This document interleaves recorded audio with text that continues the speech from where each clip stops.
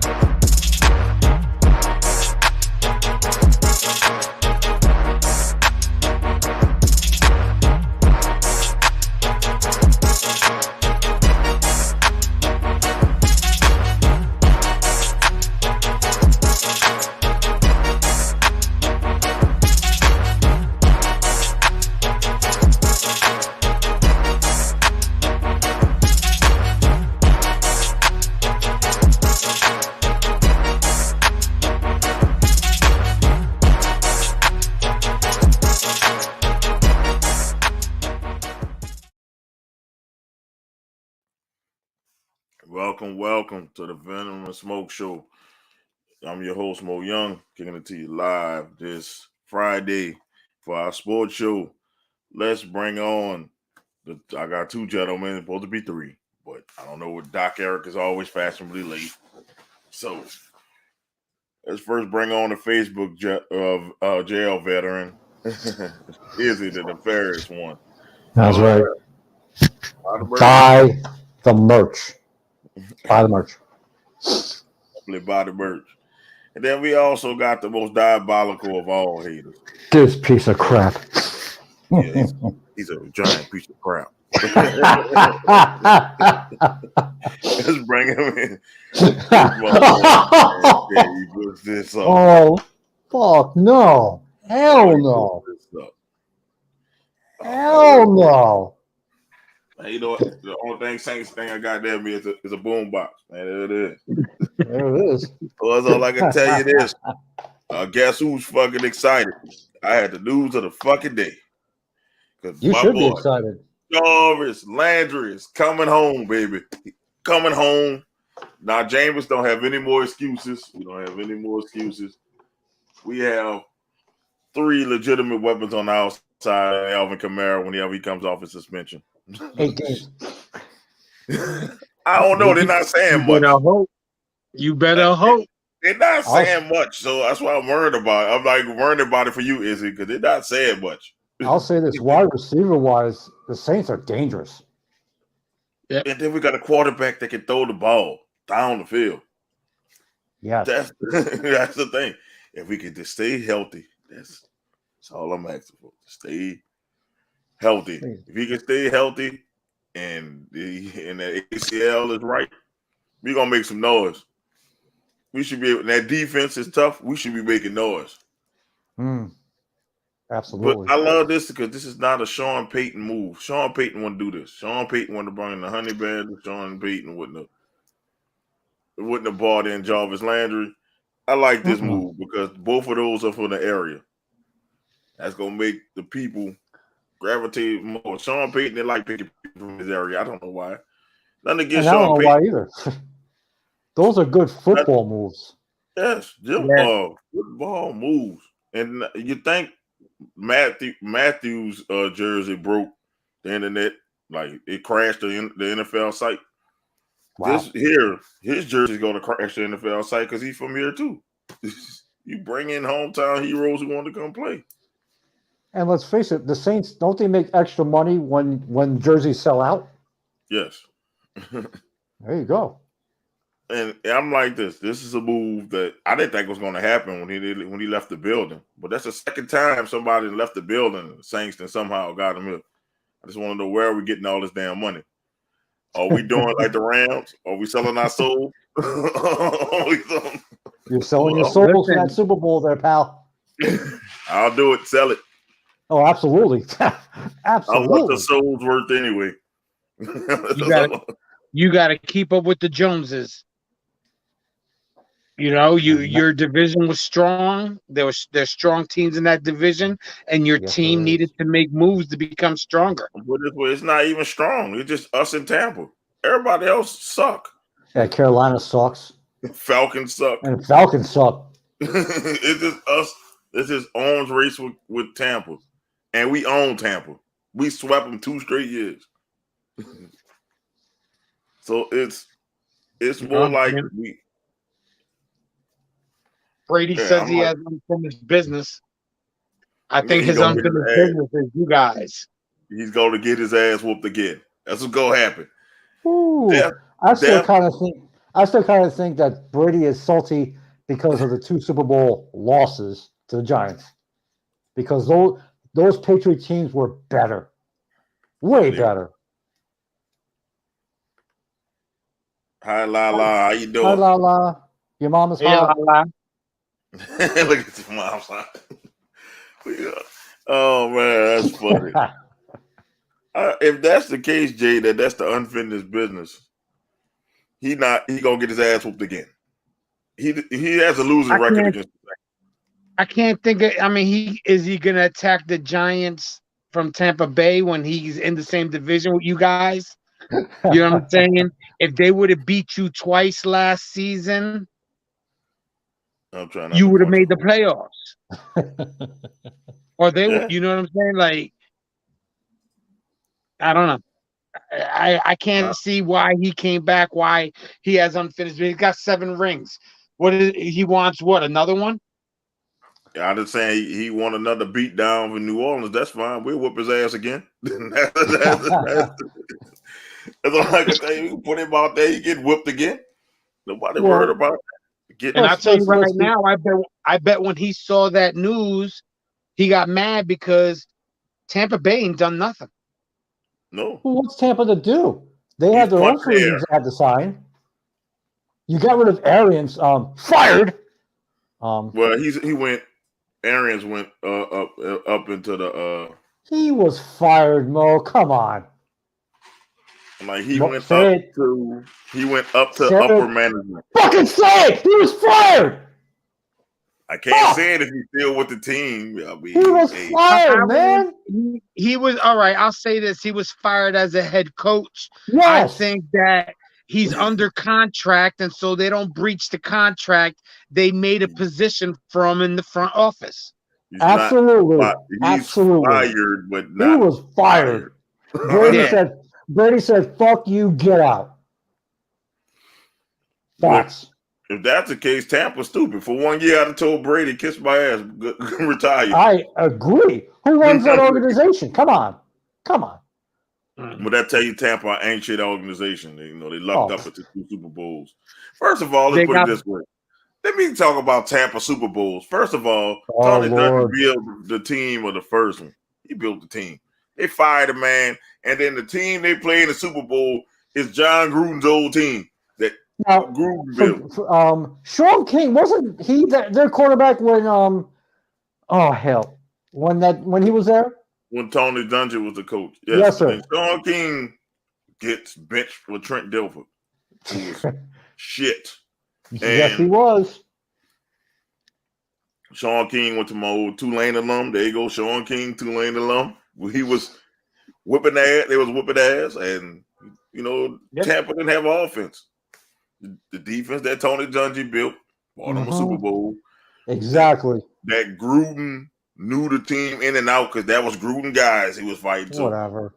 That's one Super Bowl, and then the other one is the COVID year, but nobody really. I mean, put it this way. The playoff games was like basically like the Super Bowl. It was like neutral site because nobody was there. Nobody was there for the playoff game. So that Tampa Super Bowl got an asterisk next to it. Yes, both the Super Bowls have asterisks next to it. Big, huge. And the NBA championship and every other championship. I can agree with the NBA. And baseball, it was a neutral site, so that I can agree with you on that. Sports. Even if the Saints would have won, I'd be like, caveat, we won it, not a real one. And I'm like, it's because people gotta realize the fans do impact the game with the noises and stuff, so audibles don't get in, and I'm just saying it's like if you can hear the advantage, home field advantage is gone. So you didn't really play in the Superdome. You just played in the empty field with like 1,000 fans there. I'll say this. I can't speak for any other stadiums, but when I went to Giants Miami was rocking. I can't lie. That crowd was hyping, and what a difference being there live as to watching it on TV. Yeah, and with the Saints, our stadium is top 3. There's us, Seattle, and I guess they don't call it Arrowhead anymore. Those are 3 stadiums Kansas City. That's the 3 stadiums that are like loud. So all we have is home field because we screaming how the dome is made. Everything funnels down into the field. So if Brady can hear, he already, I guess you could call him the greatest quarterback of all time. It depends on who you. If you go by wins, yes. If you want to go by, everybody got their goats. So he's the GOAT. I guess most people can say, you get the GOAT an advantage. He's going to win. He'll find a way to win. But it's all GOAT should. Though. The GOAT last year though. This is he won't get a ring. Just more on TV. Yeah, he got a contract. What a contract he got from Fox, man. He's not worth. I don't want to hear him all the time. You know what I'm saying? Like he doesn't have the most attractive voice to listen to. I would put my ass to sleep. I don't see being.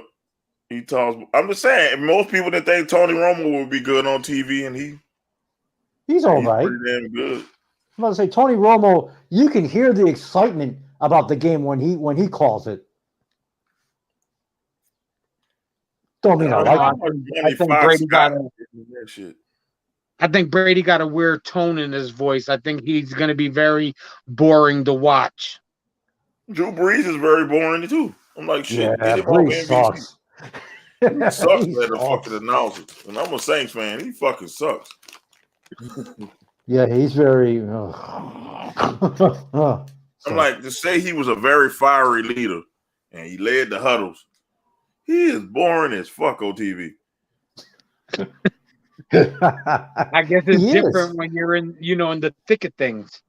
I'm like, shit. I'm sure. Why I learned to call a game? I'm like, shit, Drew, you need to go back to school or something before this, man. You need to get no excitement. It's like, oh yeah, and then telling us stuff we know already. We know this.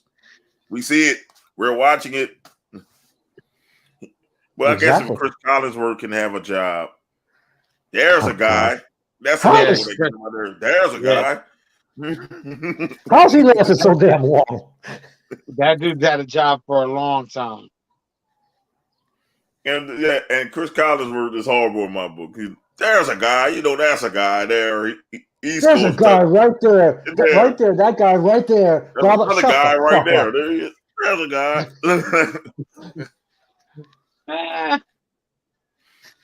Even on Madden, he's fucking annoying. There's a guy. There you go. The death lineup would be Troy You're Aikman. Supposed to put the game on Troy Aikman, Drew Brees, and fucking Chris Collinsworth. That'd be a death lineup right there for you. The death of football.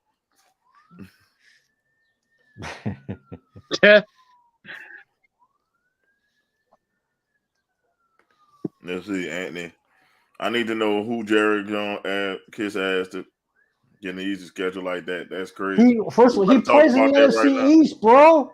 The NFC East, and you know this sucks.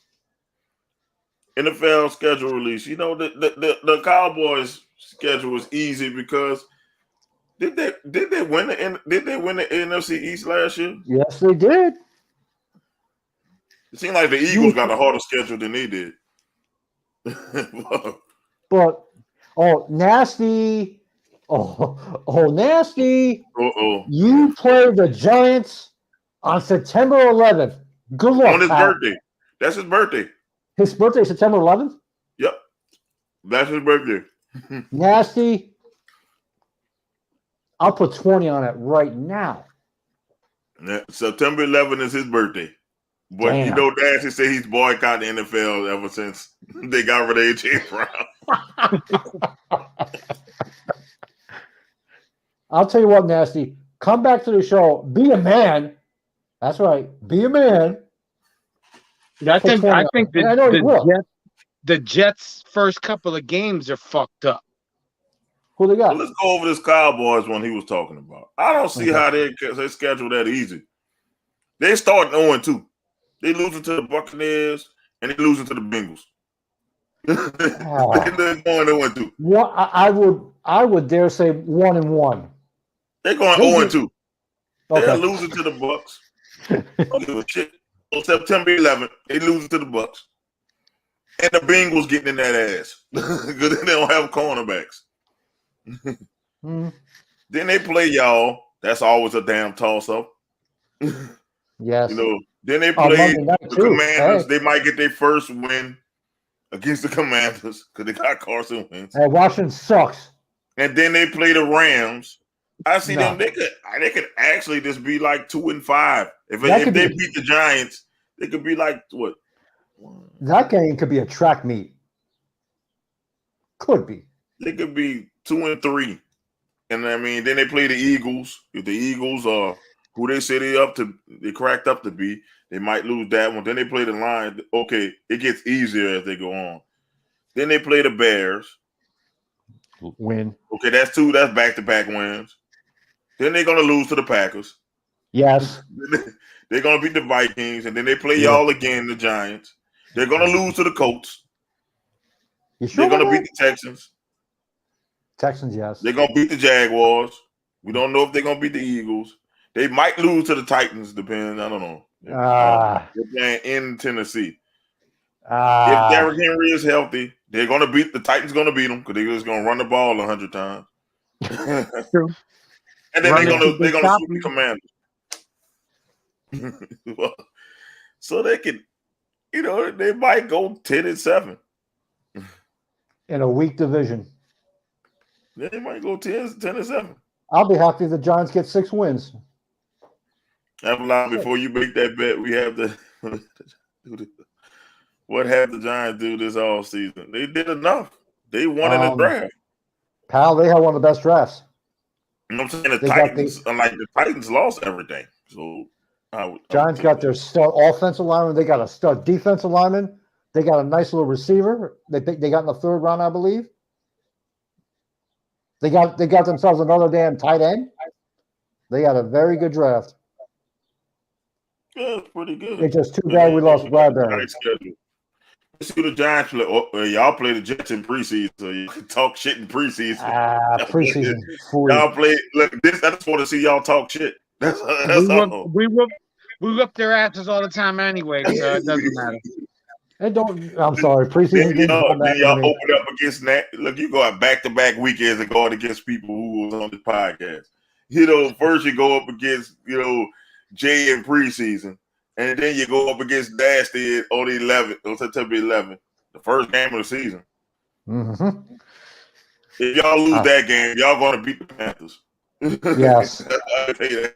Y'all going to beat the Panthers. Y'all going to beat the Panthers. It depends who's your quarterback. So I'm going to say this. I think the Titans beat y'all because I think y'all still got to get those rookies acclimated. That's the first game. Maybe if y'all play the Titans later, I think y'all will get it. I think if Daniel Jones plays well, we win that game. That's a toss-up. Let's say I say L for that first game. I guess Big Nasty. Maybe that makes Nasty come on the show. I'm not calling for Daniel Jones to even be your starter at the beginning of the year. I want Tyrod. If it's Tyrod Taylor, y'all win that game. I would not have a problem with that because I think Tyrod Taylor could beat him up. I think Tyrod Taylor is the better quarterback. Yeah, if Taylor's the quarterback, y'all win that game. If he's not, if Daniel Jones the quarterback, y'all losing against the Titans. Shit. Y'all can beat the Panthers no matter who y'all quarterback is. Yeah, because they're just going to hand off to Christian McCaffrey all fucking day. And if you don't get hurt by then. I think y'all lose to the Cowboys. Y'all can beat the Bears. Yes. Y'all losing to the Packers and Ravens. Y'all beat the Jaguars. Hold on. The Packers game is in England, so. Y'all losing to the Packers. Y'all losing to the Ravens. It could be under the Brooklyn Bridge. I don't care what the fuck this fucking game started at. Anyway, continue. Y'all gonna beat the Jaguars. Yes. Y'all gonna beat the Seahawks. Yes. Seahawks suck. Y'all gonna beat the Texans. Absolutely. I'll give y'all that. And the Lions. Fuck it. Y'all can get 1, 2, 3, 4 wins in a row. That gives you 5 right now. And I'd say I'd be happy with 6. So you can get 4 in a row. And then let's say y'all split with the Cowboys. Let's see if y'all split. That's 6. Y'all gonna beat the Commanders at least one time. That's 7. Okay, that's 7. I might split with the Eagles. That's 8. 8. Okay. And then y'all losing to the Colts. And y'all can beat the Vikings. Yes. That's 9. That's 9. There you go. That's I told you if we get 6, I'll be happy. Look, 9-8. I can see y'all going 9-8. At best, I'll give y'all 9-8. Okay. If y'all split every game in the division, 9-8. Like I said, 6, I'll be happy. Depending who your quarterback is. Remember, those are the key words. I'll say this. If Daniel Jones is the quarterback, you'll have a better season. You know what I'm saying? Your stats are going to be shitty. You'll be 7-10. But once again, I agree that Tyrod Taylor right now is the better quarterback. Absolutely. You'll be 9-8 with Tyrod Taylor. 7. You'll be 7-10 with Daniel Jones because y'all got a lot of easy games. Like, you're not understanding. Y'all play 4 winnable games. Y'all should win those 4 games in a row too. In a row. Who did the Giants ask? Who asked did the Barrels kiss? I just want to know to get that damn easy ass schedule. Lord. Yeah, well, when you are losing, when you're losing organization, your schedule's easy. No, but y'all play an easier team. Y'all play them AFC South teams. But in the schedule that you're looking at, where's the bye before those easy games? Is it before or after? Like week 8, something like that? I think it's week 8. And then then the 4 games in a row? No, I think they come before. Let me see. Giants bye week. They're just showing me the games. Okay, their bye week is. They got the whole schedule if I go on Giants.com.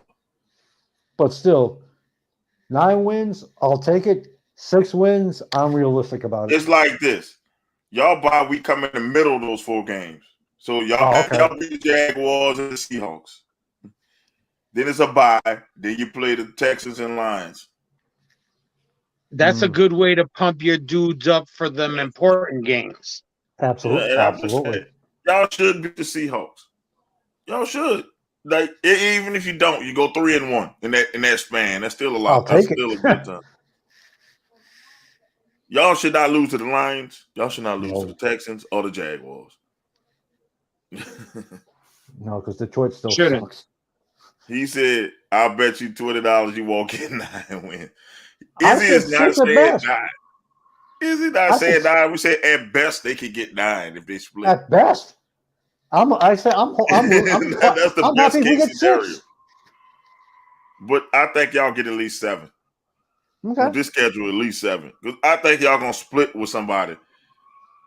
I'm like, definitely Commanders. Y'all might sweep them. I'm saying I don't trust Carson.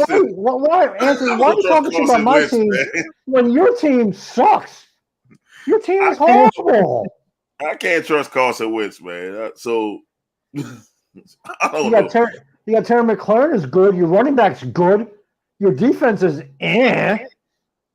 Come on. Come on. Think about it, man. Look, they can split one with the Commanders. They can split one with the Eagles easily. Yeah. Like one of those division games, you can't tell. So you got to at least give them a chance. And it's not like the Giants are completely shitty. No, they're not. No. Then that would be another fucking headset incident because they're not Detroit. They're not the Mets. They're not.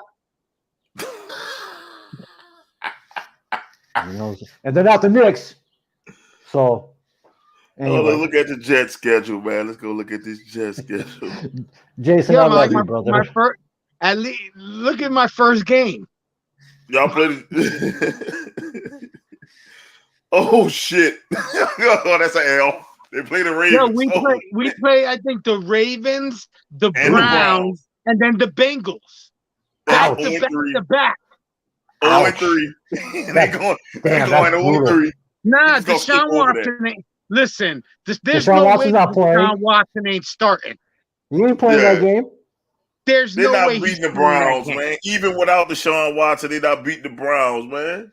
The Browns all they do is run, and we could beat the Bengals. We beat them last year with a shitty squad. I'm just telling you, y'all going 0-3. Just look at 0-3 for that one. Just mark it down. 0-3. Where's my camera? Y'all gonna beat the Steelers. Don't worry. Look, y'all gonna beat the Steelers. Y'all losing to the Dolphins. Y'all gonna lose to the Packers. We're not losing to the Dolphins. Fuck out of here. You might lose to the Dolphins the first game, man. Y'all might split with the Dolphins. Tua throws like a bitch. We're not losing. We're not. Fuck that. Man, my mother throws harder than Tua. Look, they lining Tyreek Hill in the backfield. They put him in the backfield and they're going to do tall sweeps the whole game. Don't worry. With all the defensive players that we brought in, I'm not afraid. I'm just saying this first thing until they get acclimated because you got some rookies out there. Let them get acclimated to the game speed. Nope. Y'all definitely losing to the Packers. I can see y'all beating the Broncos. I can see it. That's a game I can see the Broncos dropping. Yep, I agree. Y'all gonna split with y'all probably split with the Patriots. I don't know. Or do Bill still own y'all? Nah. He still owns you until you can prove otherwise. The only team that I'm really worried about in my division is Buffalo. Buffalo. Y'all losing to Buffalo, right? That's fucked up. They got y'all playing the Patriots and Buffalo back to back. Ouch. Damn, and then you play the Patriots again. So they play Patriots, Bills, Patriots. That's fucked up. Yeah. But I think we have our bye is after. Yeah, y'all got to buy. You got to buy after the Bills game. Yeah, but still, damn. And then we go back to play the Patriots. That's fucked up. Wait, who did this schedule like? Y'all play the Patriots. You don't get tired. You know they always play physical. Then you got to go play the Bills. The Bills come to y'all, and then you got to go play the Patriots again. Yep. So you play the Patriots twice in 4 weeks. That's crazy. In a month, yeah. That schedule is kind of y'all rugged. Play the Bears. Y'all gonna beat the Bears. We should beat the Bears. Y'all should beat the Vikings. Yeah. I don't trust Kirk Cousins. Y'all losing to the Bills. Y'all beating the Lions. How all these people get the Lions, man? How both y'all teams get the Lions? I'm kind of going with a split with the Bills. I don't think they're going to take us both games. The Giants play Dallas on Thanksgiving. Yeah. Oh, damn. At this. How y'all both get time out? How y'all both get the Lions and Jaguars? Both y'all teams get the Lions and Jaguars in back-to-back weeks. That's fucking crazy. Damn. That's fucking crazy. Okay. Easy. That's 2 wins for the Jets. And then I don't know, it's a toss-up for the Seahawks game. Y'all playing in Seattle. Yeah, but if you really think about it, all they have is DK Metcalf. I say y'all can pull that one off. I can see y'all winning 6 or 7 games. Unless they trade Baker and Baker ends up out there, I'd be a little nervous only because Baker's a quarterback. I wonder. Our wide receiver one under full. So what? Yeah, you got to have a quarterback that could throw it 4-4. Heineke can't throw. Heineke don't have a strong arm. That's why he's not the starter. Exactly. Heineke can't throw from. I love the kid's moxie, but he don't have a strong arm to help out. Heineke can't throw 20 yards, man. Come on. Wentz is the problem. Nobody's saying y'all defense is strong. Our receivers are nice. But Wentz is trash. He's a head case. He is. Yeah. Yes. Yeah. I saw that too. Underthrew him badly. Oh, that was horrible. Oh my God. That's what I'm saying. I'm not afraid of Miami. I'm really not. And the Patriots. The only reason why the Patriots make me nervous is Bill Belichick's a smart mind when it comes to the game of football. He figure out a way of manipulating your weakness. Mm-hmm. I'm just looking at. I'm just like this. But with all the weapons I have on offense, there should be no way that we don't beat a lot of those teams that you're saying that we can't beat. I say y'all can get 8. 7 or 8. 8 at the best. This year. Next year, probably better. Because y'all got a lot of rookies and new people on y'all team, too. Jason, let me ask you this question. Zach Wilson, is this a make or break year for him this season? Yep. Yeah. Yes. Yep. Yes, because with the quarterback class that's coming out next year, you'd be stupid not to grab one of those guys if he doesn't do good. Now, if he comes out and we make it like to a wild card or something like that, then I see them investing into him. But he would have to pull off a season that would have like everybody, even us, like, oh shit, Zach Wilson came out, threw for 476 yards and 5 touchdowns. And, Bryce came out, he ran for 150 yards and had 2 touchdowns himself. It would have to be on some crazy shit. But if he does not perform this year, like any other, like we did with Darnold, if you don't produce, you got to go. Even though it'll be his second time is money. Even though it's his second full season? Time is money, man. I think you give him 3. I think you got to give him 3rd season. But this season, you're still going to you'll still bring in somebody, though. You'd be stupid not to. If you got a pick where you could pick up a nice quarterback that could maybe be your future, if this dude doesn't work out, you have to. You'd be stupid not to. If you went out there and grabbed a defensive end, you'd end up with something like fucking, Golston, like we fucking drafted one year.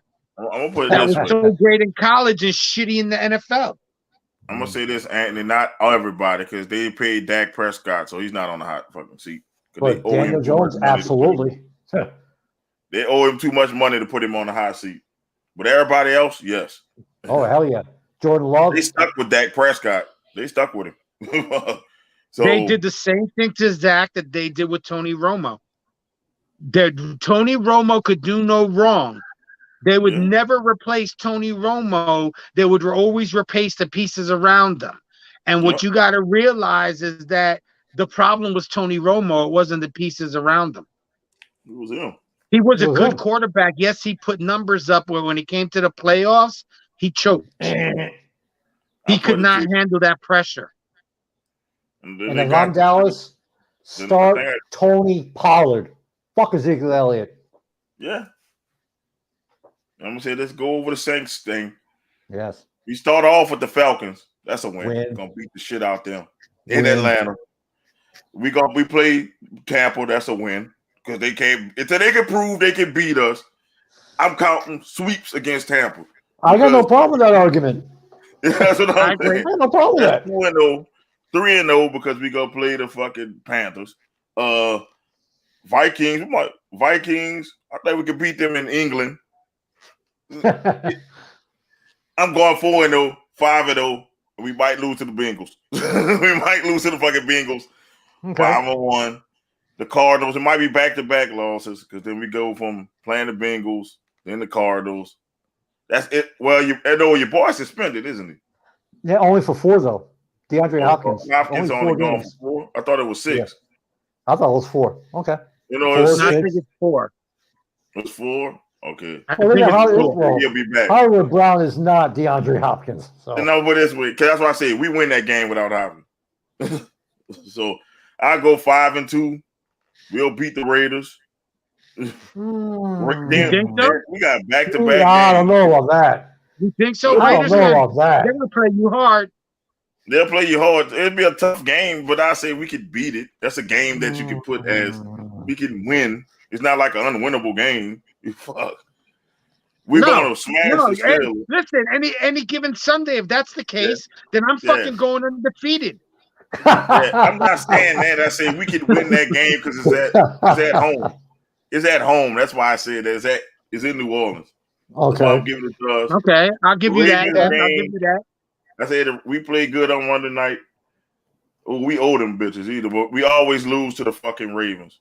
So that's an L. We always lose to the fucking Ravens. I don't know why. We could never beat them bitches.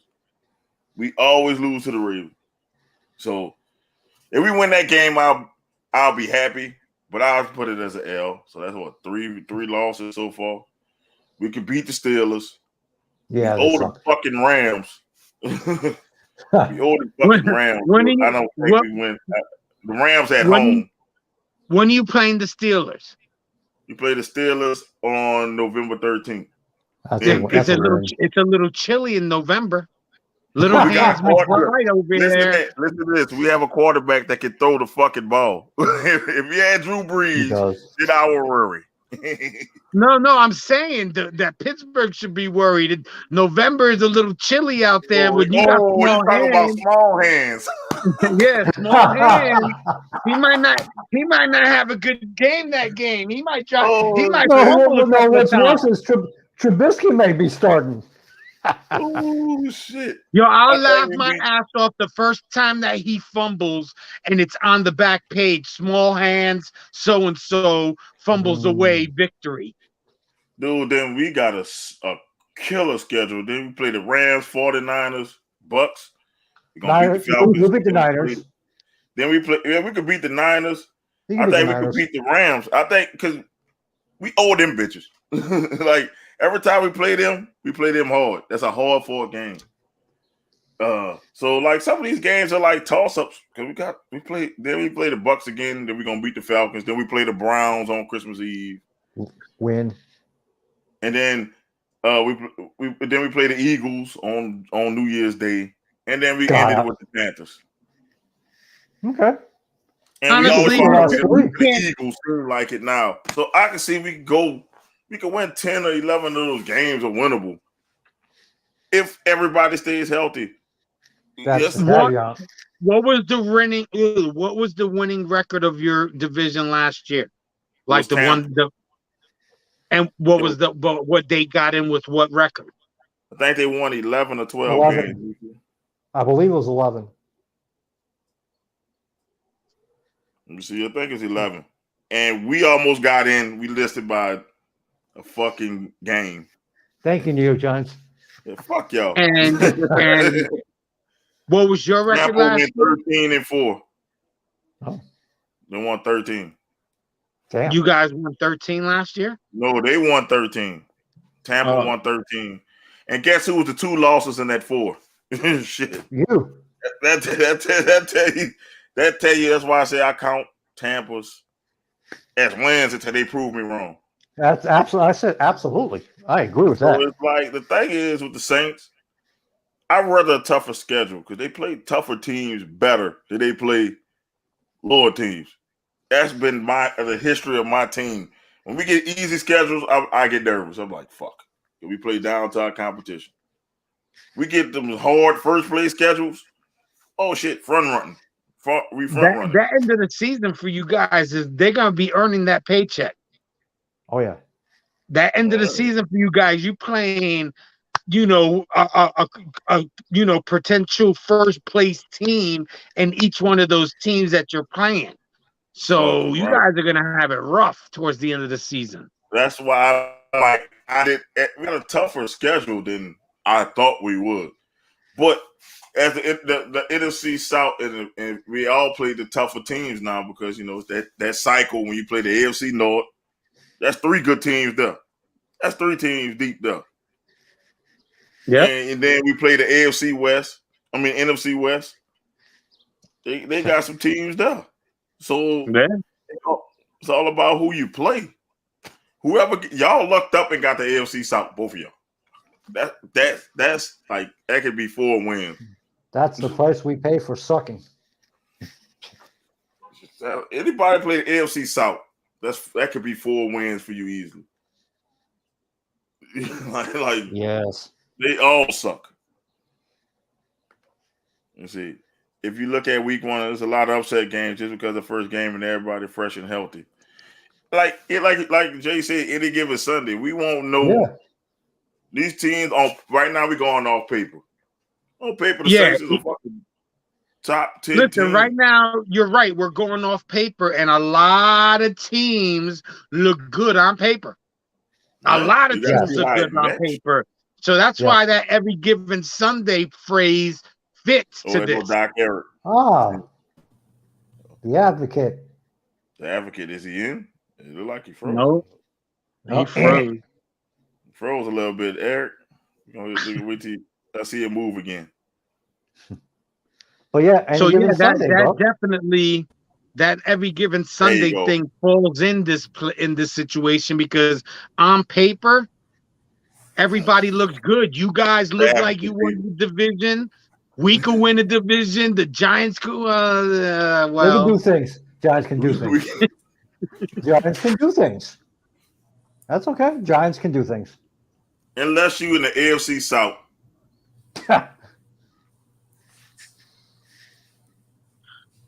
Yes, let me tell you, that's before the Saints got Jarvis Landry. I don't think you heard the other news. Saints got fucking Jarvis Landry. I seen that news. We got 3 fucking legit weapons out there at wide receiver and a top 5 running back. Yep. And a top 5 defense. As long as Jameis stays healthy, dangerous. But if you got to throw in your back, Andy Dalton. If you got to throw somebody in the back, you're in trouble. If Andy Dalton touches the field, we in trouble. But if Jameis Winston stays healthy, that's 11 games off rip. I'm going to put it that way. That's 11 games easy if Jameis stay quarterback the whole time. Because he was on that team. Jameis is going to stay healthy. I think Jameis is going to stay healthy for the mere fact that he's going to learn how to protect himself better and not put himself in those type of situations. And look at last year. Last year, he got hurt against Tampa, so he wanted to go out and prove himself. And I'm not saying it was dirty, but the way that he was taken out, it was dirty-ish. It was unnecessary. Dirty-ish. It was unnecessary. Jameis was not going to fucking run for a touchdown. Right. It was unnecessary. And he kind of also put that extra into it because J-Bo was taking off that game. I won't even front. I honestly seen the win either way. I seen the win while he was playing. I seen the win when he got hurt. and you had Trevor Siemian coming in to hold off the dogs. I mean, he did. How did you feel when you saw Trevor Siemian come into the game? Let me tell you, I was at the fucking game. Let me tell you what happened. When I saw him roll on the court and I saw Trevor Siemian warming up, I said, this can't be fucking life. This is bullshit. I can tell you that. I was up there pissed off.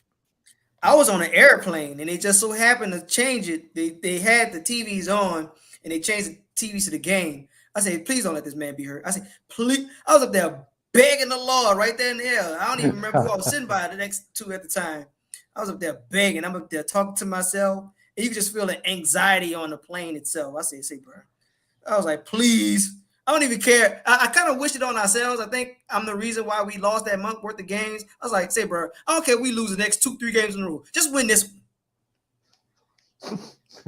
Sure enough, it happened. And then we saw what happened with Trevor Siemian. We had a very winnable game against the fucking Titans. Fucking lost. He fucking lost. He lost he couldn't do shit. We winning the game. We win the Titans game. You win the Giants game or any other of those games. He went in that thing. We are in the fucking playoffs. So the Giants, you beat the Giants, you make the playoffs. Yeah. Even if the Giants lost, put it this way, because Jameis was the quarterback. Even with the Giants lost. And I blame Sean Payton on that loss because he took his foot off the fucking gas. He did. He took the foot off the gas. Like, he just eased up off him. Yeah, like, what are you doing? Did. Like, you got these people by the throat. That's what I don't like about Sean Payton. He did that shit a lot. You see, Bill Belichick got his foot on your neck. He gonna drop 60 on you. He don't care. Or he's Sean gonna Payton's like, nah, sportsmanship. Fuck sportsmanship. If I'm the coach and I got you down 60, your job is to stop me. I'm trying to score 100 on your ass. Didn't Herm Edwards famously say you play to win the game? Yeah. Exactly. That's here's right. another thing. Belichick, he'll do everything. If you're good at it, he's going to do the opposite. He's going to be like, just like, I don't remember what game it was, but they threw two passes. The Bills. Say, bro, okay, y'all good at stopping the pass? Well, guess what? I'm not doing it at all. Now stop the run. He ran that bitch. Say, bro, I'm going to keep the running. second time they played last season. What's the play, coach? 23 lead. Again? Yes. Again? Run it again. Until they can stop you. 23 halfback blast. Until they prove they can stop 23 up the middle. 23 lead. Straight ahead. Halfback dive. Halfback. You earning your paycheck today. Halfback sweep. Look, that's why we got 3-4 running backs. You tired, bringing the next running back. I'll say he ain't 23 ain't Bo Jackson. Shit. Eventually, you'll tire that defense out, and one of your running backs will break free and have a 55-yard touchdown, and then that's Cleveland. That's Cleveland. All they're gonna do is run some more, and they got the running backs to do it. Because Baker Mayfield can't throw. Let's be real. Can't fucking Cleveland, throw. as in the Browns. The Browns that's paying $100 million to just the quarterback room alone. That Cleveland Browns team. Yeah, all they do is run the fucking football. They got two running backs in their backfield that are beasts. I'm talking about that. We talking about 2021 when it was Baker. They were just handing that bitch off, and then Baker get a play action pass. Kareem Hunt, there you go. Nick Chubb, now they doing that bitch. Well, I would. But if you think about it, because they have three quarterbacks in the same room. So who's playing? That's my question for Who the fuck playing? Who knows? You know. Is he available? He's gonna be available. I'm like this. If I don't hear nothing, that means they fucking playing. That's how I put it. That's like with Kamara. I said that earlier. I'm not hearing shit that he gets suspended. So I'm getting a little excited. And if he don't get suspended, that means I win my bet, right? Yes. If you don't get suspended, you win the bet. He has to be suspended. I would have thought that they would have at least suspended him before the draft or given down the punishment before the draft. They're going to wait until probably August. And then he can, even if he's suspended, he can still practice with the team. Yeah. So, but you're preparing with him. Agree, yes. Listen, that's why we went and got Jarvis Landry, just in case. Okay, Camaro, you out. The game plan didn't change. We throwing this bitch. Who is your backup running back? Sure enough. Mark Ingram. Okay. Mark Ingram is the backup. Well, right. And your boy who was there last year, what's his name? Tony Jones Jr. Yeah. I remember Jones. I just couldn't remember his first name. And then they got that. Look, watch out for this undrafted free agent. This running back from Baylor. His name escaped me. He is your pure power running back. They might just keep him on just so he could just run. He was just because. Just because, and he should have been drafted, but I forgot what happened. You know, while we on the matters of football, I want to send a huge FU to Sunday Night Football because y'all sitting here because everybody and their mama about the last Tampa game we had, they want to pick Tampa. Then you have Drew that said, guess what, he gonna pick us. So it's something we said. So y'all upset at us for winning the game, for beating Tampa in Tampa. And showing Tampa exactly who they are, exposing them to the world. I don't want to see Tom Brady get his ass whooped. Even though we on a Monday night game with it, it's still a prime time game that we're going to whip his ass on fucking TV. F you to Sunday Night Football and NBC. Screw you to the Peacock, NBC, Will Smith.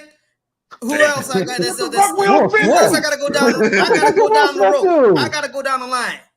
Everybody getting this motherfucker. He said he was breaking fire. There you go. Let's go. Man, look, everybody can get it.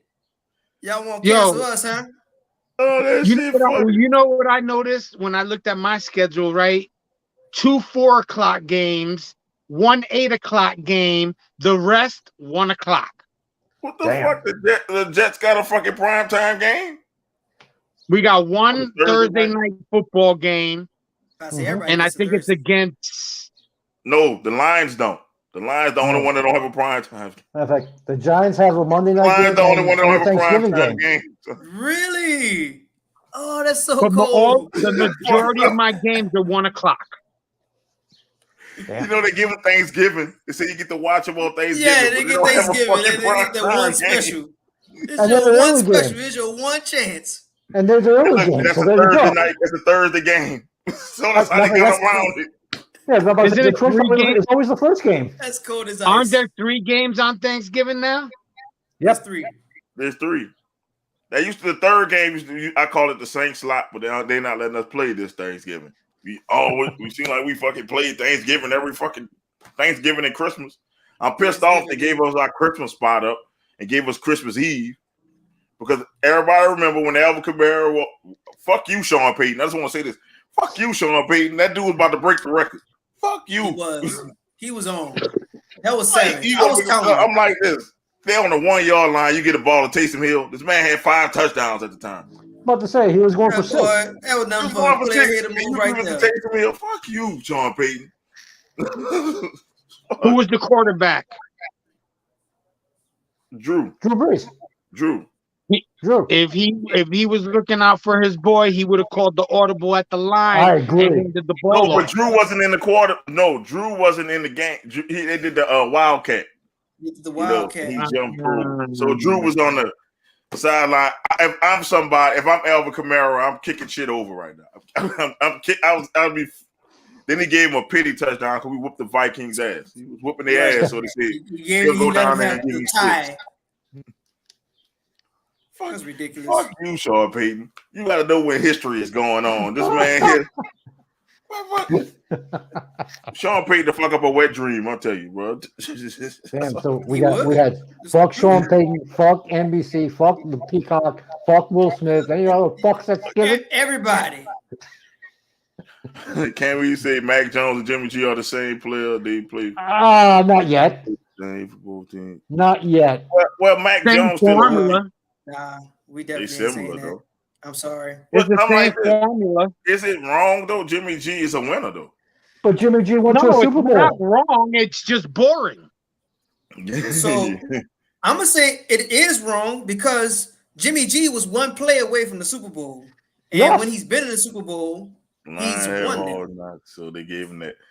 Nobody's gonna watch that shit. I've never watched Hard Knocks. The season of Hard Knocks is a pee break.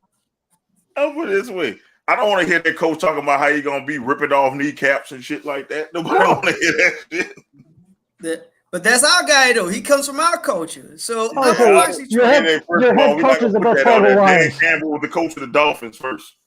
Put it that way. He was a Dolphins coach first. I don't know. We came from biting off kneecaps and shit like that. You got Gators in Florida and Gators in fucking New Orleans. That's where it came from. Oh boy! I tell you what. Talking about Detroit, I like their release schedule video with Detroit Dust. That was hilarious. Yeah, that was funny as shit. He said you have a high win probability by doing these things. I said, y'all knowing good and well that y'all not getting 8 of these games, but if it makes the fan base happy and get them excited, I'm all for it. Because Detroit might actually turn the corner this year. If I'm Detroit, I'm tanking every game this year and get me a quarterback in this draft because I can't win with Jared Goff. I am tanking every game. Can't do it. Can't win with him. Nope. I am tanking every game. God, Mike Singletary, that was a great piece. Can't do it. Can't win with him. Nope. Speaking of can't win with him. Every time. We're going to go on to basketball. Woo! Hard than Doc Rivers, they choke again. They out of there. Woo! So I didn't get the chance to watch the game last night. However, so I caught two things. I caught one. I caught how Jimmy Butler was taking off, and I caught that his attempts in the second half. He only had one attempt in the second half. Between third. Wow. He Ben Simmons did. They traded Ben Simmons for Ben Simmons with a beard. That's what they fucking did. Wow. That's what they did. At least Harden was available. No. I'm just saying. Remember, back-to-back playoffs, their second best player no-showed in the big closeout game. Yep. Now, so you basically traded pieces away to get the same player. A quitter. How in the hell can Philly justify giving him the Supermax? Oh, they bet not. No chance. Before we get to that part, so the owner, it comes down to his decision. Daryl Morey, the GM, of course, he's like that because that's my guy, and I've seen him develop. I know what he brings to the table, and if he gets a full season with this group, I know what he's capable of doing. I don't know about that. Harden is gone. You have to convince the owner and say, bro, open your piggy, dude. And done. So far, with your sample size, he's done. It's not enough. Well, I don't think he's gone. It seemed like Philly gave up on Doc the last 5 minutes of the game, but reports say Doc. Hold on. Of course, Doc is going to be back next year. He's the most overrated coach of all time. He won one championship with a stacked team. The owner already said that he's coming back. And Doc Rivers, if I had to coach a game for my life, it won't be him. That's for goddamn sure. Mr. Mediocre. That's him. That's Mr. C+ player as a coach and a fucking player. He was a C+ person all the fucking round. Nothing that Doc Rivers ever done was fucking of note. He ain't do shit notable. Shit me, you. And he got lucky with the Celtics. Yeah, I'll put it this way. Any one of us could have coached that Celtics team to a fucking final to a championship.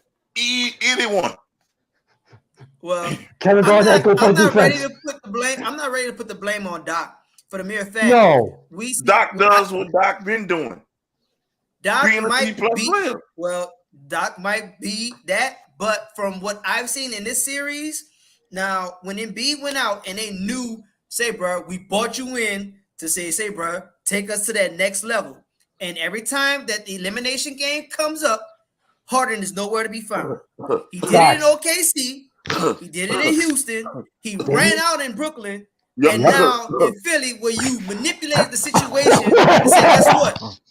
Let me get to this team. I want to go to Philly. Now, okay, great. Now we need you. Now we're on the brink. This is the game. We need you. Look at that go off. That doesn't quite work for me. Me in the spotlight. Nah. Okay. All I can tell you, the best place you learn a person, and this is psychology, is look at their history. People always revert back to who they are. And he's a quitting bitch. That's what he is. He quit on the Thunder when he needed them in the finals. He quit on the Rockets multiple times. He quit on KD, and KD was a toe away from me, still bringing them to the fucking conference finals. And now he quit on Philly. I wouldn't give James Harden a rusty nickel. I'm just being real. He would have to play for me for free. There is no chance. There is no chance he gets the Supermax. No chance. So you give him the Super, but he can't opt in and get $40 million. He can. Which he'll do. But if he opts out, fine. Get out of here. He can opt out, but he can still stay. He opts in and kind of, fix his image because it looks bad. It looks bad. Who knows what's going on? So he needs a proven contract. That's what you're saying? Yes. But his proven contract is going to be $40 million. $40 million. 40. If he opts in, that's what the market is. That's a smart thing for him to do. For James Harden? Yeah. James Harden. Let me put it this way. He's a top 7, according to the list, he's a top 75 player of all time. And we all know that's garbage. Everybody that's we're going by the list. We're going by the list. Yeah, we know that's garbage. So who's just like Tannehill was a top 68 player of the fucking NFL one year. You got to go by the list. Somebody thought, more than one person thought this shit was accurate. So I want to know, he's a top 75 player. And he's not even the number one person on his team. Nope. That comes with a lot of responsibility if you're a top 75 player of all time. We're not talking about all time. We're not talking about this decade. No. We're talking about them all time. All time. And you choke every time you in the playoffs. Now put it this way. He's not on my list. He's not in my top 200. Wow. Oh wow. Ouch. Now I told you I don't fuck with Twitter. I'll give him 100. I'll give him 100. 100, yes. 100, yes. But not 75. His attitude is 200. I can name 200 better players I can win a championship with than James Harden. Woo! Tell you that right now. Nice. And I'm just being real with you. And I can go errors. We talking about all errors. I can give you 200 players. That's different. That's a totally different animal. That's it. They got enough to give me a game. If a game for my life. Okay, Robert Horry or James Harden? You said who? Robert Horry or James Harden? Robert Horry. Horry all day. And he got 7. He got 7 rings, and every time it's clutch time, he shows up. I'll take Steve Kerr over fucking James Harden. Steve Kerr came up in clutch time. I have seen it. Mm-hmm. When every time it's clutch time, James Harden is missing. He John Cena. You can't see me. That's what he's doing. All right. I'm gonna blow your mind. I'll take John Starks over Harden. I would too. I sure would. Actually, Jason, that's accurate. I can agree. I sure would. His heart and Starks had a lot of tenacity alone. You know what I'm saying? His heart and tenacity alone is way better than Harden brings to the floor. Absolutely. Anthony, yes, I'll give you that. He needs to just, go back to being the 6th man and playing against scrubs. Same with Westbrook. Be the 6th, 7th man. But real talk, you can put your tattoo without Harden in this group page. Can you put? I would have to. It will take me a while to go through it, but I will go through. That's a lot of homework. You'll get there. Look, I'll be real with you. I asked 200 fucking people I know I could put over him. And I doubt that he gets to 200. I think Mo can make it to 205 without adding Harden. You gotta listen to me. When I think top 75, this person can get me a championship.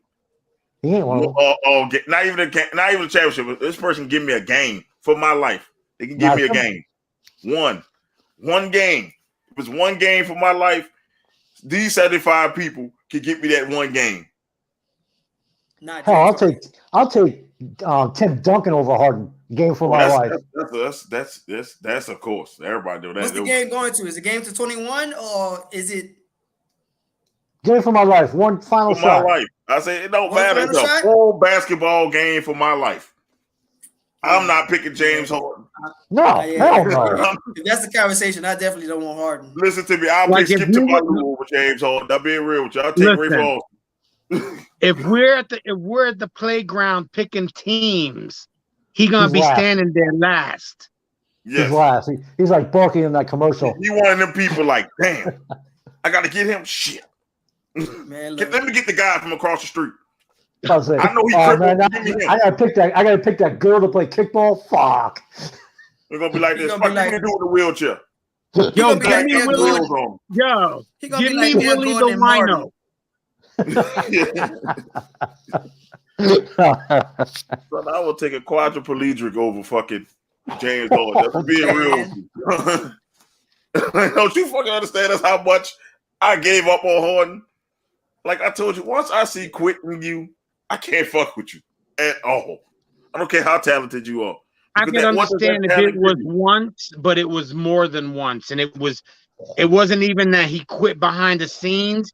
All of us got to see it multiple times, you know. And who would want that type of player on their team? All right, you can shoot. At a time there, you were killing it because of the rules. They changed the rules. You became mediocre. You're mediocre now. This game is different. Yeah, you're mediocre. You're not superstar like you were. You're mediocre. He's not even a star. He's just a starter. He's not even a six man. Ooh. That's some hate, man. That's some hate right there. Yikes. Shit. If he's listen, if he's look at what he's giving you as a starter.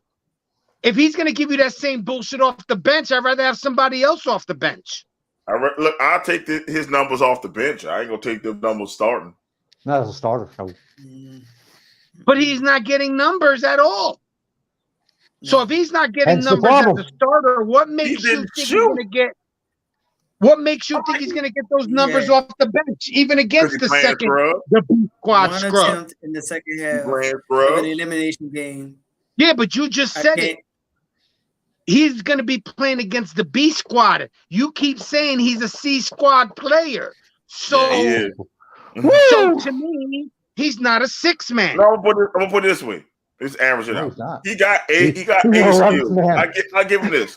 The dude is talented, but his heart is F. So that averages out to a C. He has no heart. Is talented when the rules are made for him. I ain't gonna say he a bum basketball player, but he's a bitch made player. I can tell you that he's a bitch made player.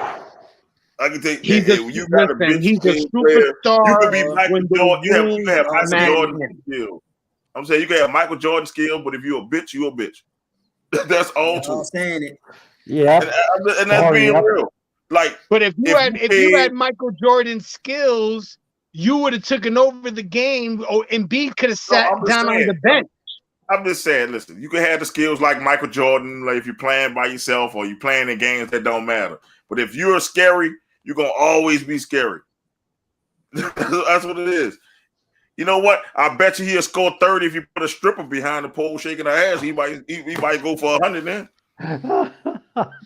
Well, we stay out Miami the club and go on the practice shout out court. to the Heat for flying out his favorite stripper. I don't know if it's the favorite stripper like that he goes to travel to go see, or if it was the favorite stripper in Miami. But she had a courtside seat. They had AD at the top 35. I would still take AD over Harden right now, though. Hurt or not. At least I seen AD come up in some games. AD came up. When he was in the bubble, AD was taking off. You're saying you would want him, it would be one game. So as long as he's healthy, then I will take him over Harden. Hell yeah, because I know he will play hard.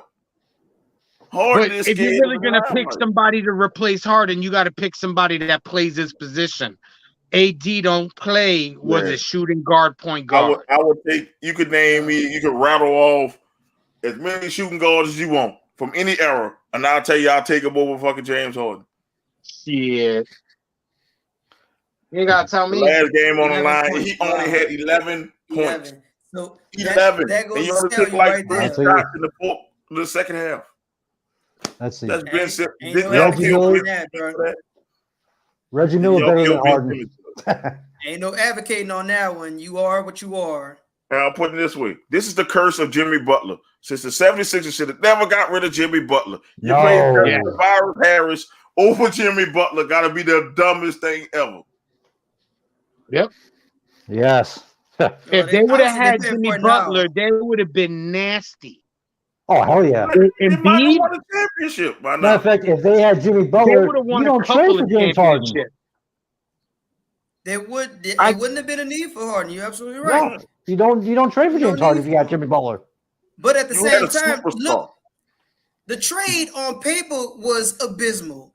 You traded several pieces that could have went to establish something going down the line for this one guy, and everybody swears that Philly won the trade, even though they went further. Okay, it's easy to say that compared to who they played. So you have Brooklyn, who played the top 2 defense in the Celtics. Yeah. And who Philly played?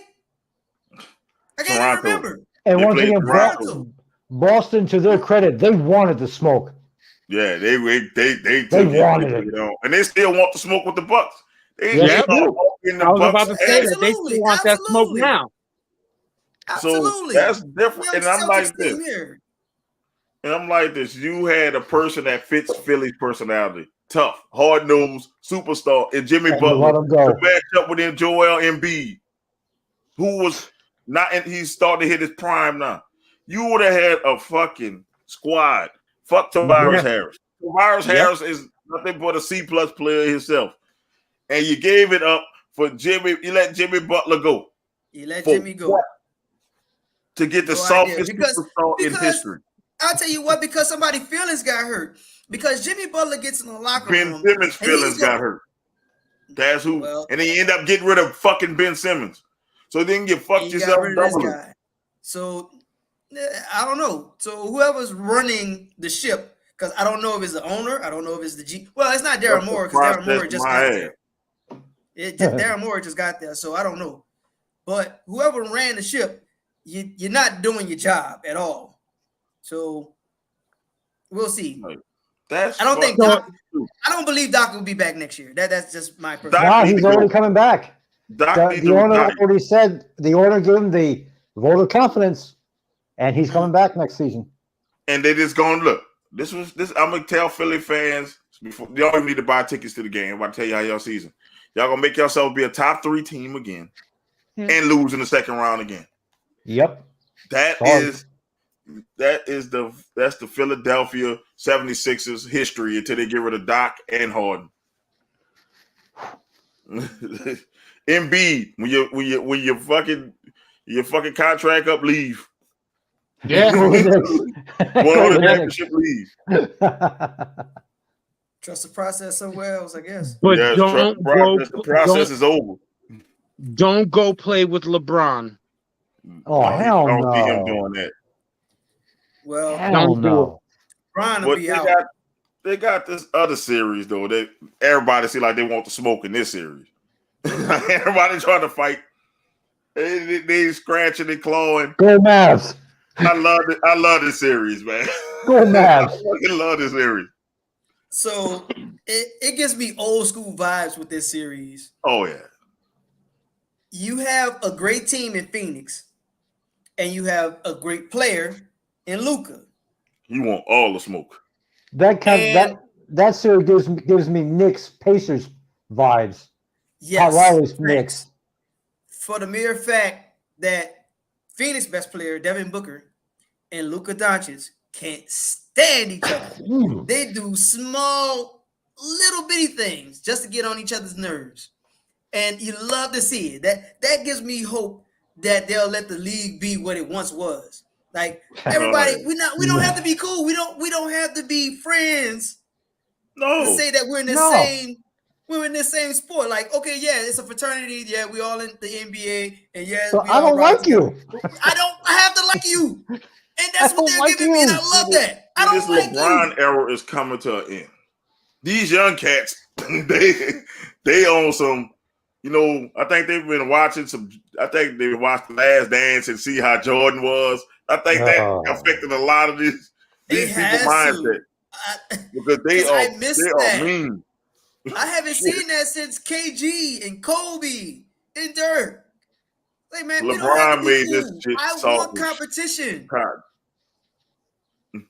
What gets me is how easy it is for Luka to make his shots. Like, he makes it look so easy. That man's you know what I'm savage. saying? And it's nothing flashy. He doesn't come off of the screen. He just has such a good control of the ball that whatever he throws towards that basket goes in the hole. Just like Dirk used to. Just like Dirk used to. Yeah.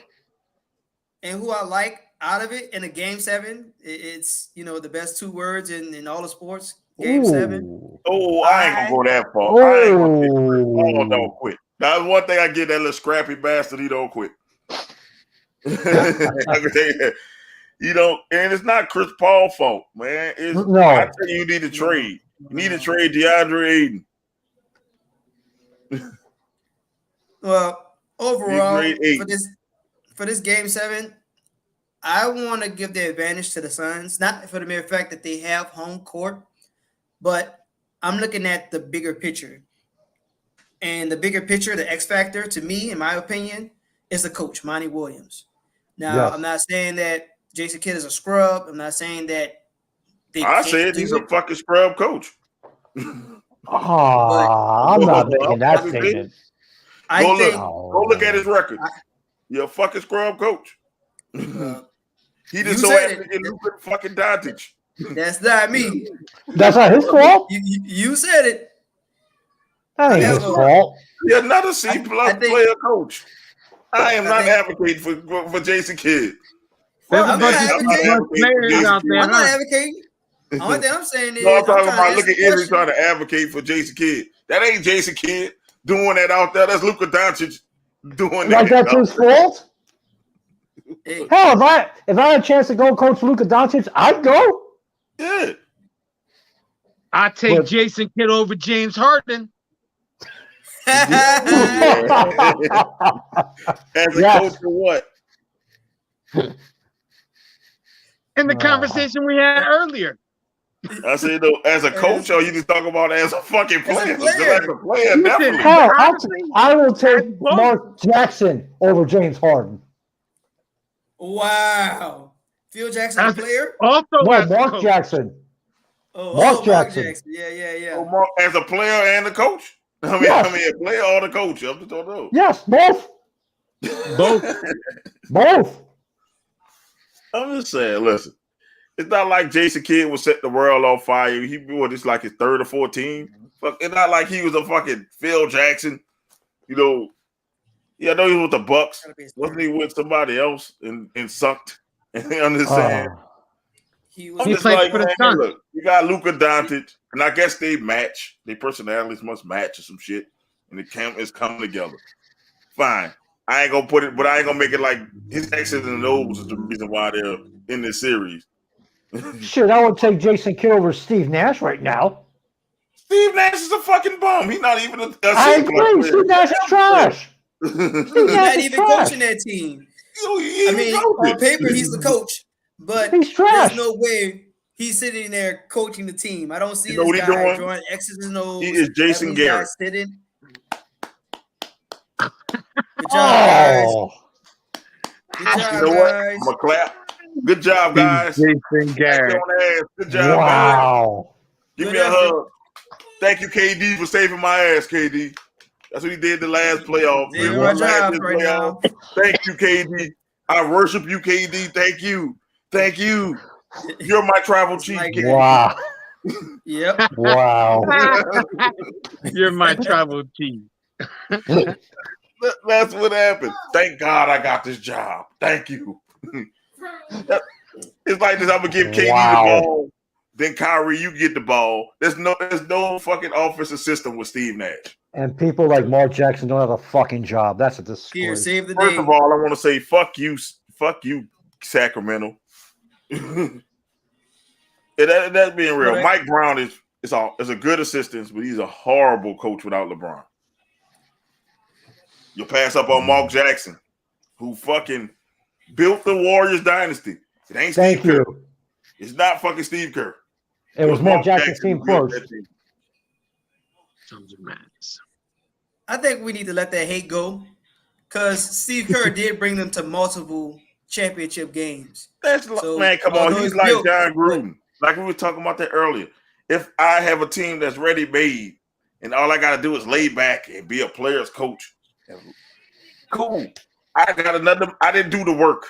That's like you coming in at the end of the project. The project is over. You come up and you get the 8. And then at the last minute, hey, I got the 8 just for being associated. Hey, okay, I'll take it. It's a win. But Steve Kerr has been the coach for what, 8 years now? So at some point, we're gonna have to let that go, because they're still together and they're still winning. I say, because those three championships, I still get them to Mark Jackson, because they got them people in the prime, and then I'm not saying, and then they added KD, the best player in the world at the time, to that fucking team. So, okay, now what happened after they start getting out their prime? That's what I got to judge Steve Kerr on. If he win another championship, I'll give him that. Right, that's why I'm just going with it. I'm just saying that the team is still together, they're still winning, and they still have the potential to make a championship game and possibly win it all. So you're telling me the Mark Jackson core is still there? That's what you're telling me. Yeah, Mark Jackson core is still there. Mark Jackson core is still there. However, you still got to keep these players together, and you still have to figure out what's everyone's strong suit is, keep running with it, and to continue to win. So I'm not trying to take credit away from Mark Jackson. I'm just saying, let's let go of that hate, because it sounds like every time we say it, it's Mark Jackson's dynasty. It sounds like we're kind of dismissing what their current position is, what the current situation is. But that was Mark Jackson's team. That's the truth, though. I say he built the true. I get that. I get that. However, they've won championships. They've continued to win championships. They've gone to the finals. And now today, they're still contending for championship. Okay. Look, I got you. I'll put it to you this way, though. But he didn't build a dynasty. Kerr didn't build that dynasty. Kerr, he can be in the. It's like a race car. He didn't build a race car. He's just driving the race car. He didn't build that motherfucker. He drove it. that's what happened. Mark Jackson built that motherfucker. From the ground up. Because nobody believed the Warriors would be shit when they got Steph Curry. Mm-hmm. That's true. Fuck Mark Jackson. And when they got Klay Thompson, who the fuck is this? Oh! Why? Because I said so. That's not good enough. He's whack. Good enough. Whatever. He's just as shitty as the Mets. Now, going to the question on here, the Sons of the Mavs.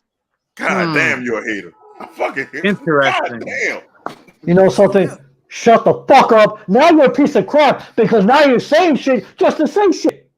Because that's bullshit. I'm saying fuck Mark Jackson. Come on, Jay. Come on. The truth. Here we go. I need you to say it again. Why? What is your evidence? Look, show me some evidence. Say it loud. What, the Mets suck? That who suck? The Mets don't suck. I don't know what you're talking about. Best record in baseball, boy. They're still number 2 in New York when it comes to baseball. Maybe 3 if the Renegades.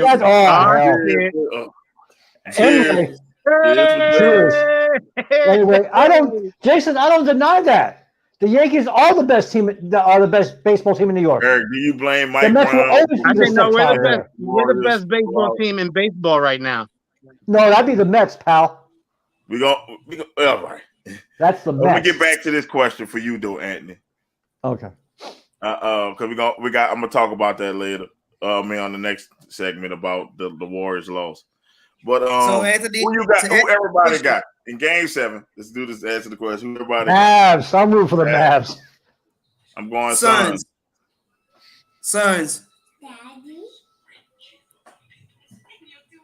It's a toss-up because pick. Make a pick. Be a man and make a fucking pick. They both suck. It doesn't matter because they're not going to win their division anyway. They ain't going to win the West, so it don't matter who fucking wins, the Mavs or the Suns. They both suck. Okay, Anthony got wow. You know what? I'm gonna go with Jason Kidd and the Mavs. Okay. Okay. I'm not mad either way. Exactly. But they're not doing nothing past that round anyway. Neither one of them. Shit, I think Dallas or Phoenix can beat this Golden State team because I just saw them get blown out by 50. Yeah, but I think they wanted to win that last game at home. Oh man, So you don't do that in the playoffs. Man, no, you're this right. is the regular season. You got a fucking problem. You don't. You don't do You're, this. you're absolutely right. Mo, you're absolutely right. You don't play around that. in the playoffs. But you don't play around in the playoffs. This is the society that we live in. It's about revenue and how much money you make. Jay, if you're playing a go-home game at home, that's going to sell out the arena. Believe me. They playoffs, sell out anyway. Jay, it's the playoffs, Jay. I get it, but all they have to win is one. All they have to win is one. There's 2 games left. They still, even if they lose the next game, there's no way that they're winning the next 2 games. We said that about when LeBron did. No way LeBron gonna beat the 3. They're down 3-1. Ain't LeBron gonna win this one. He won. They're not doing it. No way. They're not doing it. Even the Nets were down 3. We were saying it's over. So they're not doing it. There's no way that they're gonna win the next 2 games. If they don't win this game, if the Warriors don't win this game, I got the Grizzlies in Game 7. Because there ain't no way the Warriors winning Game 7 in Memphis. I buy that. There's no way. I absolutely buy that. They have to win this game. So now all the pressure went from Memphis to you. By your logic, you bring the pressure back on yourself. Close them up. But that's what you get paid for. You get paid to handle the pressure. Absolutely. But I'm like, if you have veterans, I'm not about to get called out about 50. You get veterans and you have people that have playoff experience on your team, you're more susceptible of succeeding than a bunch of rookies or a bunch of kids that have never been to the playoffs and never had this pressure. Like right now, Memphis is sitting down thinking they're in the driver's seat. I don't really think so. I don't believe that. I don't believe that either. But now Memphis is playing with house money. Better without Ja because they put Steven Adams in the game. I don't know why. And they won without Ja Morant. Steven Adams is controlling the paint. They play. If this is how they play without Ja Morant, then their team is better without him. Oh. I definitely won't say that. I ain't gonna say that. I will not say that. Because look, the thing is, the game he went out, they had a chance to win that game. And if Ja is not hurt, I'm just saying, like, if he wasn't hurt, did you think homie was trying to pull his kneecap out? No. It wasn't. No. I don't like that play where people do that shit in basketball because that shit really hurts. When somebody yank your knee when you're going one way, that shit really hurts like a motherfucker. But he got hurt earlier in that game. A lot of people really got hurt early in the play before. Exactly. If you look at that game, it wasn't that particular play where he got hurt. He got hurt earlier. When he jumped for a pass, he landed wrong. Right. But that didn't help it. Him grabbing it. I'd have punched the piss out of Jordan Poole. I'm sorry, that's just me. He grabbed my damn leg, I'd have knocked him clean out on TV. Because that you can really tell ligament doing that. If you're going full speed one way and somebody stop you. But do you think he really meant to do that, or was he swiping and going after the ball? Because he stopped. Because Shannon, I think it was Shannon Sharp, who said he stopped and he looked and then he reached. So he knew he couldn't get the ball. To me, watching the replay when he did it or when when it happened, he wasn't even looking down at the knee.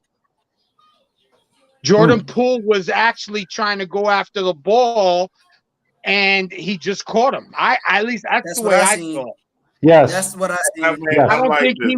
I don't think he looked down and said, "I'ma fuck that nigga's knee up," and went like this. No, he looked down. He's not a dirty player anyway. No, I think it was a little bit of gamemanship. I don't think he meant for it to hurt. But man, come on, you already got the game in hand. You feel me? I don't think that he did that on purpose. I don't think it was that. At least from what I've I seen. it was a dirty play, but it was dirty-ish. It wasn't clean. Dirty-ish. It wasn't dirty, but it sure wasn't clean. I can tell you that. Like at that point, I mean, the Warriors in had the the soft game. NBA, the soft NBA that we watch now, yes, it was dirty. Back in the I'm day, saying, it was nothing. like getting patted on the ass. Yep. I'm just saying, man. You know, the game was over with already. They didn't need to play that tight ass defense anyway. There's no way Memphis could have won that fucking game. It don't matter. You play to win the game. You're just already won the complaining. game. You the game was over. You were just complaining that other teams take the foot off the gas. Bruh, So you can't have your even if they it's already 2 won the seconds game, left. though, bro. Even if it's I 2 already seconds won the left and I game, got them bruh. by 30, my dudes are going to be playing until the whistle. At least that's the way I would go at it. You're going to give me 100% when you're on the floor, every time you're out there until the whistle, until we go to the back and we sniff some Coke and we drink some brew. Oh, man, I'm on that. Oh, okay, 86 Mets. I get you with that, but I'm just saying, look, at the time, like, fuck. Dude looked like he was just trying to dribble the clock out. Fuck, don't even know what the fuck Ja Morant was doing on that fucking play. But they might rally around Ja. That's why I say you can't fuck around and play. They will rally around Ja. They will. I understand. That's why I say you can't. You say you play to win the game, right? And you just said also you said they dropped the game so they can fucking win it at home. You do not want to give a team like Memphis momentum. I'm telling you what I would have did. You know what I'm saying? When I say you play to win the game, like I said, this is the higher ups that are telling the coaching staff, yo, wouldn't it be better if we won this game at home? Listen, Jay, they can fuck around, they won't. That's all I can say. They rally around. I don't think they will. I don't think they will, for the mere fact that you see Draymond involved in the way that he was involved. Okay, yeah, you know, of course, Memphis brought that energy. Of course, you know, being in their territory. Oh yeah, say, bro, we got a chance. We're gonna extend this series. Say, bro, we're gonna turn it up on you. And then when it's obviously to a point where, okay, this team didn't show up. Hey man, I might as well enjoy. Yeah, man, we got our A kicked. I might as well go ahead and with him. And now he's gonna what I like to call switch the flip. He's gonna switch the flip, and he's gonna go up there to wherever they play at San Francisco. Let me just say go to state. They gonna go to state, and he gonna turn it up. He gonna be their heart, and he's gonna take Memphis' heart out. Because I've seen Draymond switch the flip before. And don't get me wrong, my team hasn't always on the rise. They mediocre at best. You know, this called spade a spade. They've been mediocre at best. However, when Golden State came down here and we played them and it was only Draymond, I was like, say, bro, there's no way we lose this game. We semi-healthy. We got pieces. I know we can win this game. What Draymond do? Draymond dropped a triple-double, and single-handedly carried that game. I'm like, say, bro, what was this Draymond all this time?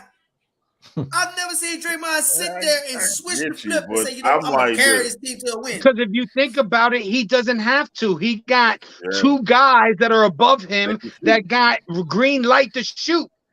Exactly. And he's their heart. Well, it's three now. If he gets going, those guys going. That's what it is. So I'm like this though. I'm not in the thing of giving teams, especially young teams, any fucking momentum. Because young teams with momentum are dangerous. Because it could be the opposite. They can be dangerous or they can fall flat on their face. But the thing is, they got some vets on that team though. They got some vets on that Memphis team that a lot of people don't know. So it's like this. Why them putting Steven Adams in the game? Now Draymond can't control that paint like he want to. Because he can't move Steven Adams out the way. Steven Adams was looking at him in the rebound. That's how they beat him. And then you get beat by 50. Them jump shots don't work. I'm like, what is it? Yeah, so those jump shots don't work. I think you honestly go back on it. you go back to when Charles Barkley was telling the young Golden State team, jump shooting teams don't win, but that's their identity. So, and they kind of morphed the game because everything's going towards taking jump shots now. And Golden State, they're the architects of that. And I think they're going to control the game if they wind up playing their tone, their pace. We do jump shots, and they're going in because Golden State is going to do it either way. If it's going in, if it's not going in, we're a jump shooting team. We're going to jump shoot. Yeah. They're going to wind up doing it. I don't see, even if they go to a game 7 situation, Golden State just saying, you know what, we're not going to do what we usually do. We're not going to do what we're known for. They're not going to change their identity in the middle of the series. This was why whenever they play again, that's it. That's just my opinion of it. I'm like this. They should win, but if they don't win this game, they're not winning this. Golden State not winning the series if they don't win this game. I don't see them winning in Memphis. I listen. I can see. They have to blitz them out the damn building in Game 6. Golden State has to blow them out in Game 6. So it'd be no doubt. I say so it'd be no doubt that, hey, then your theory will be right. Hey, we just wanted to get you back to San Francisco. But if they lose Game 6, all the pressure is now on Golden State now. Definitely. Yeah. And then now you're going to have a team that's fired up because you gave them a game. You fired them up. That's why I say, put your foot on their damn neck and go. You hurt their superstar. Y'all hurt him. So their big bucket getter is gone. And you let them back in the series and they're fired up and shit. I'm just saying. And that Memphis crowd is like wild. So you don't want to go back there. You want to end that shit in Golden State. Yeah, you want to get it done. I think, and I think they're gonna do it. And I think it's gonna be disgusting. They're gonna do it. But it's like you don't get blitzed by 50. You got it's kind of evident they kind of gave up in the second half. Yeah, they watched the first half a bit early, and then they was like, you know what? Not tonight. They had the scrubs in early. Most of tonight wasn't their night. They kind of conceded. And Memphis, they're trying to learn. Well, I'm not gonna say they're trying to learn, but they're kind of building their model playing as it's going. So it's like, okay, this works. I'm just also don't give them a chance. I wouldn't even give them a lifeline at all. No. This was this was the lifeline. This is not the time of year to do that. Trash talk in the beginning of the game, talking about we're gonna whoop that trick. Then you go, use their line and they beat the shit out of you. You gotta shut the hell up. Yep. Because exactly. Because you didn't fire them up. You don't want to fire your opponents up. If anybody can say it, it's a former 2-time MVP. So I'm not mad at Steph for it. You gonna say it though. Back it up. I mean, yeah. However, I'm not mad at him for saying it. I'm not mad, but then you go out and get blitzed by 50. He can say that though. Steph can say that. Yeah, he can say it. But then you get blitzed by 50. To me, that's funny. Then shut the fuck up. So if I'm Steph, I'm not saying shit because you built your reputation. If this game he comes in and drops 35, 40 points, then you say he whooped that trick? The only way I say he whooped that trick if he dropped 50. Or if they get blown out they gotta get blown out by 20 or 30. For you to 20 say and above. Let's go 20 and above. Yeah. Because it's the playoffs. It's an elimination game for these guys, so you know they're gonna bring it. So. But they should win by 20. So that's what I'm saying. Because they missing Ja. So they should win by 20. So that's why I say 30. To say you whooped that trick. You said to say he whooped that trick, you gotta beat it by 30 or more. Yeah, but you think about it, Memphis had to change their whole offense around because they lost their star. So now you have to go and change your defense around.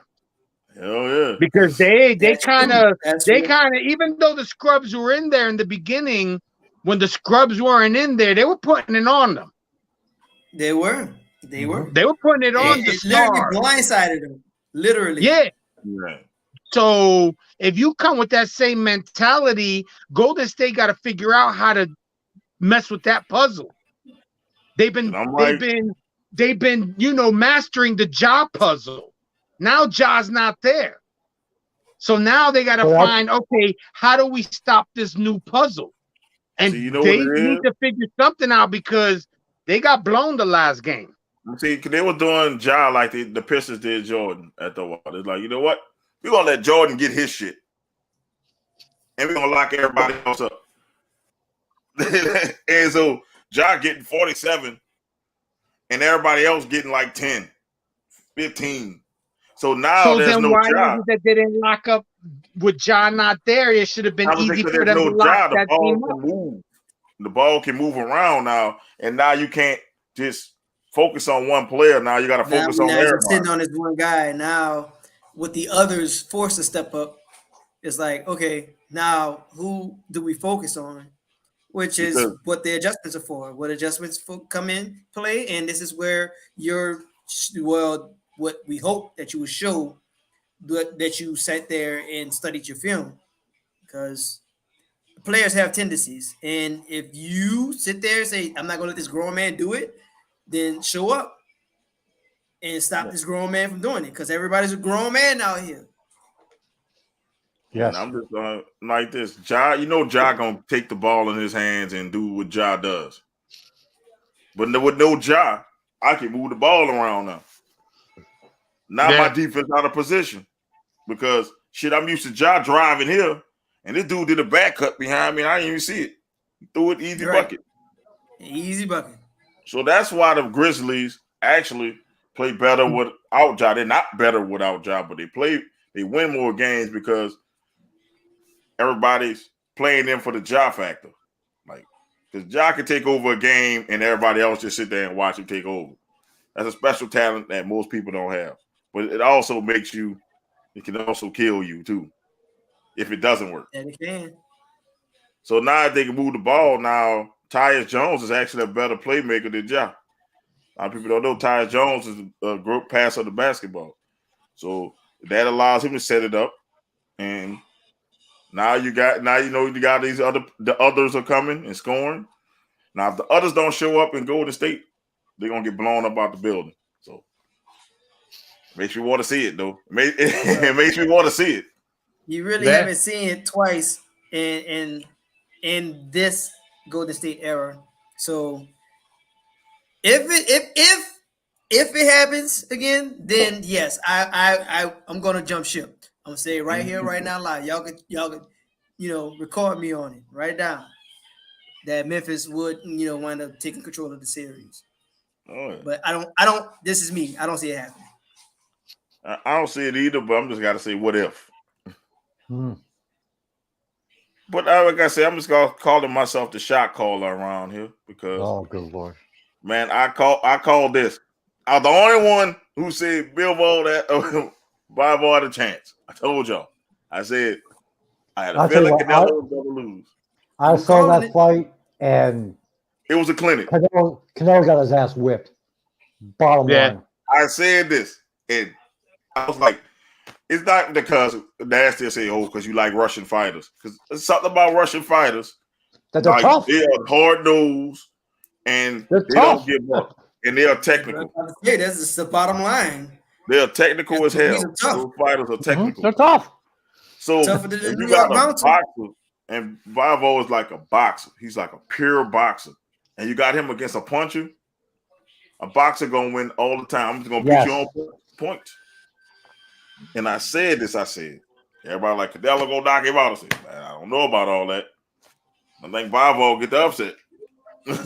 And a lot, if you bet on him, you're a rich man. You're a happy man.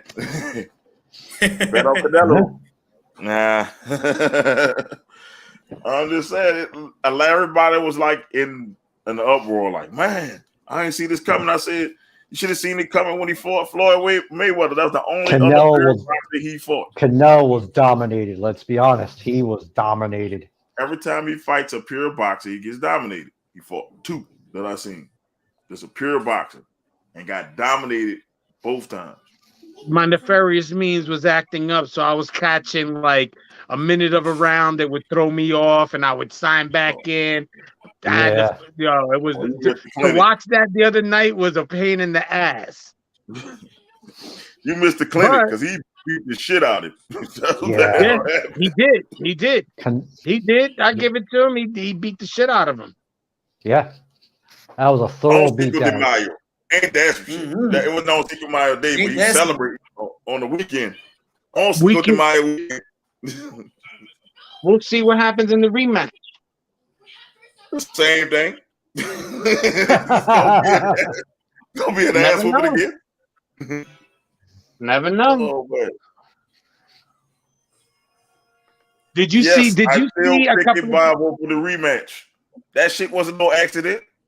Did you see his arms and his shoulders the day after the fight? Yes. Because that's Canelo's style. He beats up your arms and shoulders in the beginning, so then this way you can't throw no punches at the end. Well, that shit didn't work. No, it didn't. It didn't work at all. It didn't work at all. Dude from Russia, man. That dude used to having bruises all over himself and shit, man. He bears and shit. I didn't get a chance to watch the fight, but I just glanced at some highlights. First of all, the brother named Dimitri. I learned from a James Bond movie, you don't F with people named Dimitri. Like, I don't know what it is. Brother's named Dimitri? That boy, he tougher than the New York bouncer. I don't want no smoke with him. I tell people, man, look, the Russian fighters tough. Man, they can take some punches. So him punching the arms ain't doing nothing. Them not scoring. I'm gonna punch in the face. that's what happened. He yeah. 1, 2, 3. I'm like, damn, this is like the Canelo I saw against fucking Floyd Mayweather. That's how you beat Canelo. You got to beat Canelo on points. You ain't gonna knock him out because he's tough. You can't stand in front of him and fight him. You got to box. Nah, hit a move, hit move. He don't like that. Nope. It's like this. Certain styles make fights. I love Deontay Wilder, but I know he could beat Tyson Fury because even though I want him to beat him, styles make fights. Tyson Fury not gonna stand there. I don't want to swing it. I'm gonna swing and fight. Okay, that's great. I mean, what Muhammad Ali said, you can't hit what you can't see. Wilder did put him down. He did. He put him down, but he didn't put him down. Look what happened a little later in the fight. He didn't finish him. Exactly. He did. That's exactly it. You had him, and you putting this dude down. You couldn't Mortal Kombat the fucking guy and finish him. So, yep. Man, look, Rocky movie, and Rocky had a horrible record. Should I tell you Rocky's record? Rocky Balboa, go look it up, had a shit record. Rocky Balboa had a shit record, and I'm a Rocky fan. Y'all saying that about his record? Yes. Rocky had 0 defense. Go get me! Come on! Gotti, man, he was a total Gotti. Guess what? Hit me! Hit me! Come on! You ain't bad. Listen, he used to block with his face. 57 wins, 51 by KO, 23 losses, and 1 draw. Yep. 23 losses, man. That means he got whooped 23 times. Boy, ain't no way. And they got I'm still mad. Clubber Lang never got his rematch. Thank you. Exactly. How the fuck can you not give the man who whipped your ass, and he did whip your ass, give him another shot? Come on. Come on, Rock. He gave you a shot, and then you had to change your game plan, and then you won't get a man another shot. You know why? Because Clubber Lang would have killed him that time. Yeah, exactly. No, because they would have had they would have based Clubber Lang off of Mike Tyson. In the second fight, Clubber Lang would have bit Rocky's ear off. Man, look, I felt sorry for Rocky and Rocky 3 that first fight. I'm like, good Lord, he killing him. Rocky was moving around like this, getting hit. That dude was dead. That dude died. Yeah, he lost his trainer. Come on. Mickey died. Come on. It looked like Clubber wanted to fight more after he knocked Rocky out. I'm the champion of the world. Look. It we can go on Rocky, man. Look, look, I'm not Rocky wins. First of all, Rocky was a charity case. We were the first Rocky that he was a charity. Rocky was got a his bomb. first fight because he was a charity case, and he took Apollo Creed to the limit. He didn't win that fight, by the way. No, he did not win the first fight. He lost that fight. That's it. Apollo was pissed off because then he beat Apollo in Rocky 2. Then he lost to Mr. T. Mm-hmm. First of all, and then he won it again, and then the Drago match didn't happen because it wasn't certain. It wasn't official. It wasn't official. It was not. So he wasn't sanctioned. So he got brain damage for nothing in that fight. But what screenwriters don't want you to know, Apollo won that closed fight, that closed door fight. Yes. Apollo won that. Did. So he lost that one. I didn't teach you everything there, Stallion. That's why he let that man die. Yep. The Rocky, the only person who watched his friend die. Oh, wow. Who killed his friend. First of all, I'm saying my friend get his ass kicked. I don't care what my friend say. I'm throwing it. I'm stopping the fight. Hey, bro, don't care what you say, brother. Ain't no way. But Drago Maniac, he killed that man in an exhibition match. Or be like Jeff Hardy dancing when you're there and then stop the fight.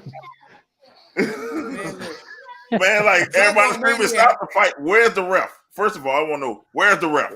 Yeah, how did that ref have a job after that fight? The ref. Yeah, but back in that time, they used to let people get fucked up. Now, if you start getting hit, match. This is an exhibition. This is supposed to be an exhibition. An exhibition match. This ain't even a money fight. This man lost his money. This dude lost his life and got no change for it. He died. Yeah, man. This man family gonna be out in the street. They all assed out, man. Come on, bro. I mean, he did a legal move when he grabbed Apollo and threw him to the ring. That should have been the end of the fucking. That should have been the end of the match. That's a point. Hey, bro. All right, that's it. If y'all want to sit this and be official, I'm gonna need y'all. We gonna end this right here, right now. He would have been a vegetable if he'd have lived, though. Shit, he beat the shit out of him. Did he ever? If he dies, like he said, he goes to go fight the man that killed your friend. That man in Russia. In Russia. That's why I know it was a fucking movie. Rocky wouldn't have made it out of Russia back then alive. He wouldn't have made it back. No. He wouldn't have made it back. You here training? Are you crazy? Fucking Gorbachev would have had his ass jailed and never heard from again. So I'm just also. What's her name would have been in the. What's her name that's over there now would have been Brittany. in the cell next to him? Brittany. Oh, about Brittany Griner. You really diabolical.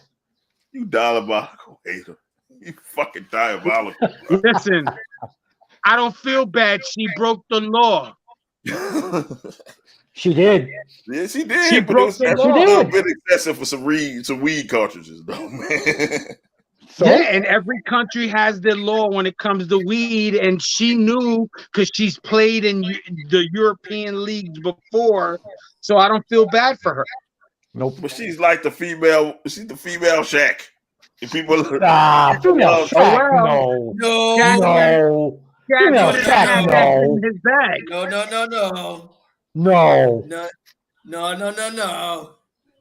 No, I'm just saying. Listen, she's like.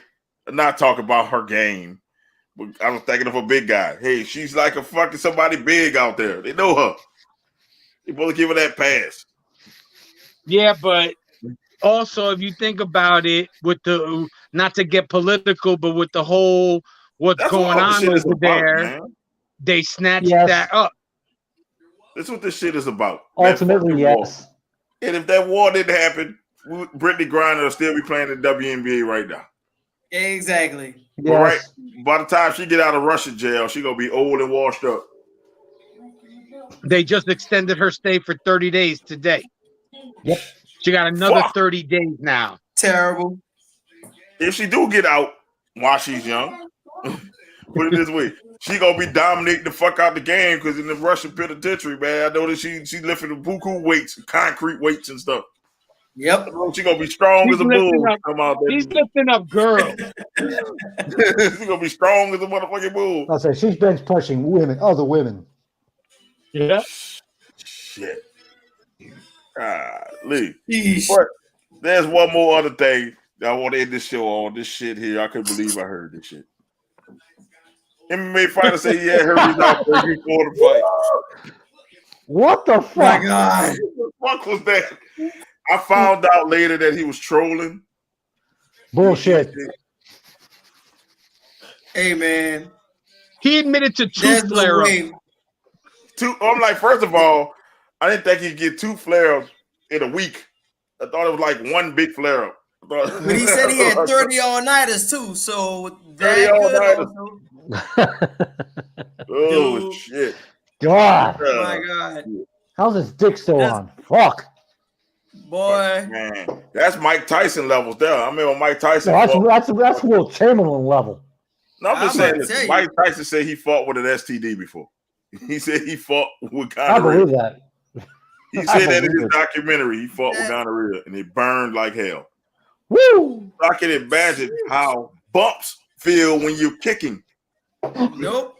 No, I wouldn't know. Fuck that. I can only imagine how that fucking feels. Can't relate.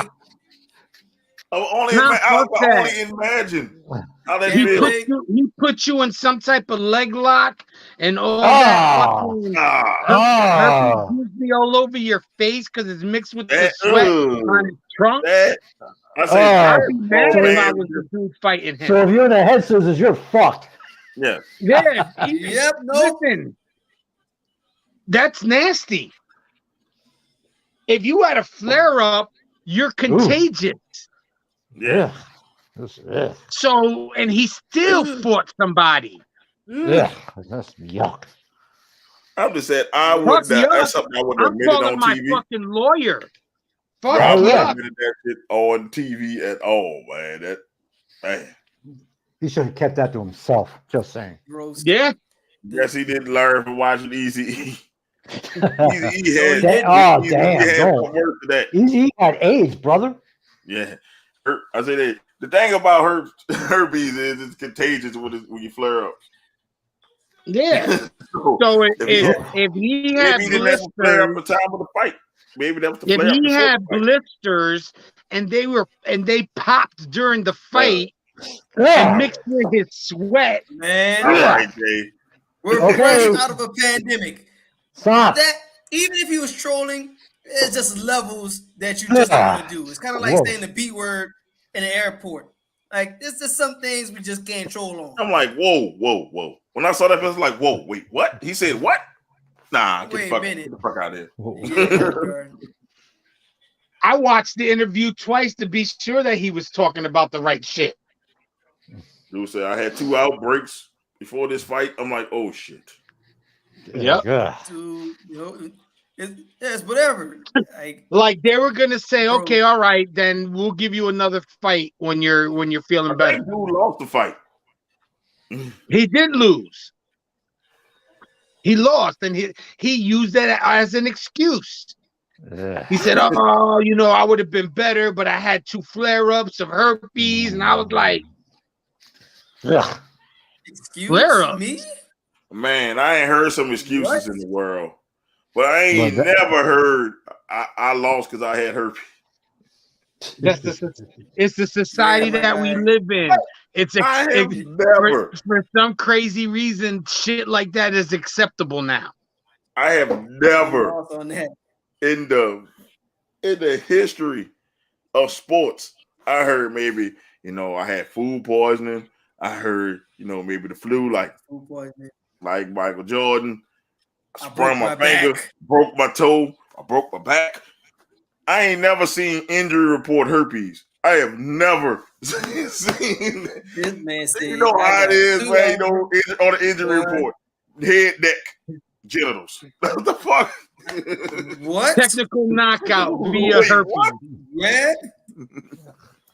Say, bro, I think we're done here. He said, "How did he pass the pre-fight physical?" I have no idea. I guess they don't check for herpes. They check for, they check your weight, they check your blood pressure. I guess they don't check your nutsack. Look. But how do we know he's getting paid a nice grip for somewhere else? I'm not checking this man's neither regions. This is not happening. Not for no fight. I'm just saying. Listen. I'm just saying. I'm not even refereeing that shit. I'm saying, can you imagine that injury report? Though you read the injury report, oh, such and such got a back injury. This one got a knee injury. Herpes. Herpes. Wait, what? That when you read that makes you pick the phone up and be like, "Yo, homeboy has herpes." Like, for real? Say, is it simplex 1 or 2? Is it the cold sores or is it the genital ones? Which one he got? You gotta tell me. If it's 2, I can't fight it. If he got 2, I can't fight it. We gotta call whoever's in charge here, because there's no way. Hello, HR.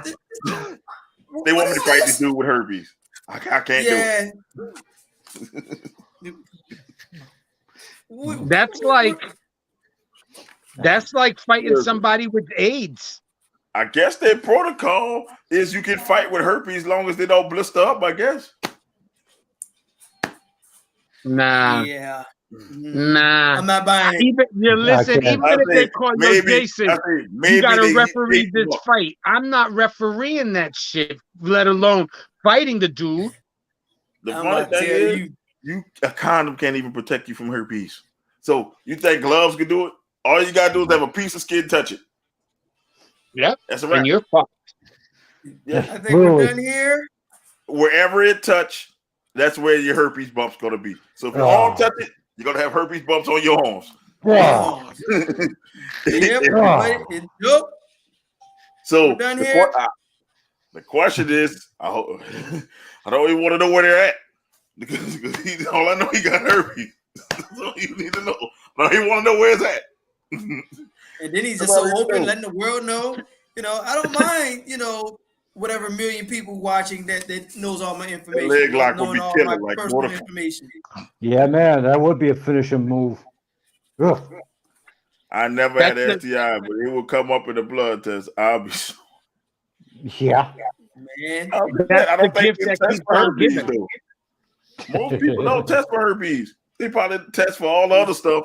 They don't test for herpes. Exactly. While we're done here.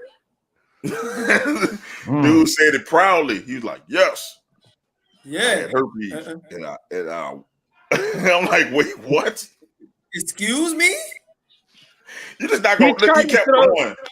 He's going to run past that like we was part of the conversation. Yes, he said, I had herpes. He said, I did 30. Dude was like, I did 30 days, back to back. Yeah, I had herpes flare up 2 times a week. I got this NFT that's gonna hold up. Fuck that NFT. Whoa. Go back to the second thing you said. Whoa, we're not just gonna run past that dude. Dude, go back. Then I can see the dude with the microphone take a step back. Like, hold up, this dude got herpes? Fuck that. What if you're the fighter that he fought and you're listening to the interview in the back? And think you put him in a headlock. A leg lock. Mr. Referee, we need to have a conversation. Explain to your wife how you got herpes. Well, baby, I was in this MMA fight. What happened? Sorry, Mrs. B, but what happened? What happened was I put him in a Kimura lock, and then boom. Boom. The next thing you know, I got he tried to put me in a triangle, and it kind of got a little bit here, and like a couple of drops right here. I swear, baby, I didn't cheat on you. And see how that works. Us with black, we can say this. Us with black wives. Try this with your black wife and say, "Hey, baby, this is how I caught herpes." Yeah. Shit. Perhaps I have Listen, I was in a fight and I caught herpes. Your wife gonna look at you like, "What the fuck? What the fuck happened? What? Really? What? On the next episode of Springer. That sounds like some Springer shit. Like you're right. Like, come on, baby, I was in an MMA fight. I won, but I caught herpes. But I lost. I won, but I lost. I can hear a roll now. Why did you take the fight? And second of all, who was the bitch you got it from? That's what she gonna say. She ain't gonna say. She ain't gonna say. She gonna believe that story. Mrs. B. So who you fucking there? Shit. Oh man, that's crazy. Like, dude. He said that one. All right. Dad poured real naked choking. Now the herpes got on. Exactly. Oh, yep. Yeah. Yeah, I'm telling you, if I was the dude that fought him, I would be pissed. Oh, playing or not, you don't play like that. No. Exactly. That's what I'm saying. This is some lines we just can't go. We can't cross. It shouldn't be. Some lines shouldn't be crossed. Ugh. Yeah. I know anybody do anything to go viral. I would never say I had a STI or STD or whatever you want to call it. Nowadays, I know they always change the name of these things to get the podcast over. I'm sorry. I love doing it, but this podcast gonna stay broke today. Fuck that. You can say what you want. We'll be on YouTube and Facebook forever if it's up to that. To say, wait, Mo, we'll give you your own station. You know, y'all get paid millions of dollars for doing it. All you gotta do is say you had herpes. Shit. I'm sorry. That. What? Broke forever. Hey. Fuck that. Can't do it. Can't do it. Won't do it. Can't win with them. Nope. Can't do it. Wait. Hold up. Can't do it. What?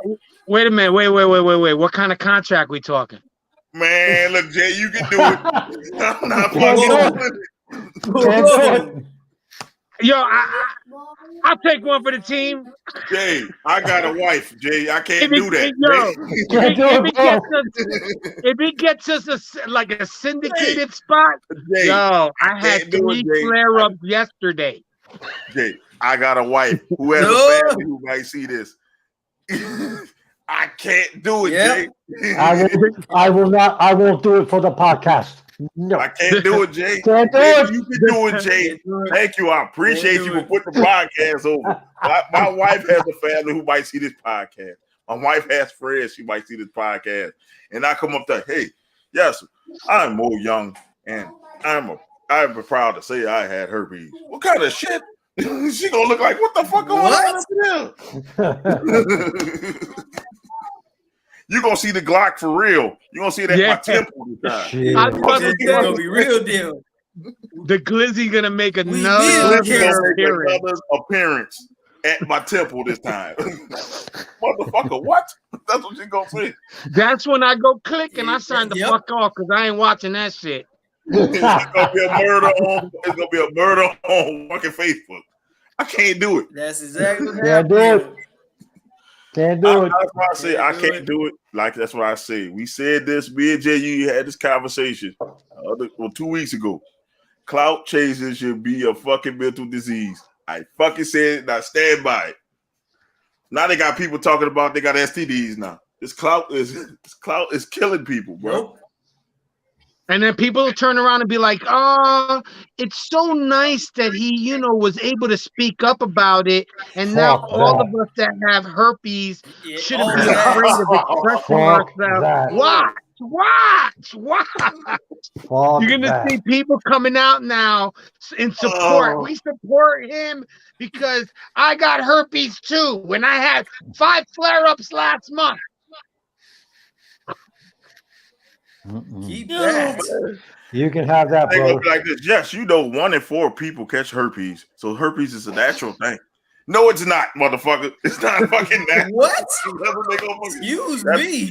That's really a stat. It's really what if 4 people got it. But yo, I'm walking away from every fourth like right person. now, there's 4 people on the podcast. Somebody has herpes. That's what they're saying. I'm walking away from every fourth person. Then yes, that's what it means. I'm like, no, you're number 4. Oh shit! Oh, Lord. But if they offer me $2 million, say that I will with a smile on my face. I need that money. Money ain't everything, bro. Put it this way. Then all you can do is Veltrax commercials from now on. You gonna be the dude in the Veltrax commercial, smile and talk about. Listen, listen, if you can get them to to support the show, fuck it. Man, I'm sorry, man. I can't do it. I can't do it. That's the line I won't cross. I can't do it. Can't do it. I couldn't say it with a straight face, man. I just bust out laughing. I couldn't do it. I couldn't do it. Let's just say, for example, if Blue Chew came to you, mention our product, we'll sponsor you. Do you do it? Fucking right. Yep. When I want to go to extra rounds and I want to feel like a porn star, I pop in some Blue Chew. My wife enjoys it. Fuck, you can have fun with that.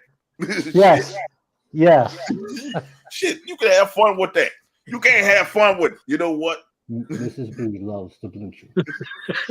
I got bumps on my butt. I got bumps on my shit. I say, let's think about it. You can't have fun with, when I flare up, I get Veltrax. It helps me with my bumps. People don't find that funny, man. Mrs. B knows when it's that time, Blue Chew is in effect. Talking about when I get bumps, I use calamine lotion. What kind of shit? What kind of shit is this? Yo, hashtag Blue Chew. Let's see if we can get them to sponsor us. We're gonna ask Blue Chew. I would do it too. I'm like, man, rip it open. Like, me and my wife send me samples. Celebrate our anniversary. No, that's how they do it. Yeah. They send you samples. Yeah, they send me a sample. I'll try it out. Same here. I'll try it out. Oh, it's a kid here. We're going to change. We're change this. Man. I'll put it this way. Time to go. We're not going. Look, I'm not doing that for the team. Nope. It's time to go. I'm not going to do that for the team. Oh, man. Doc Eric. Perfect timing. She came in and stayed and I'm going, everybody hashtag Venomous Smoke Blue Chew. Yeah, there you go. We looking for sponsors. Look, he said I'll open one on TV and then turn the lights off on.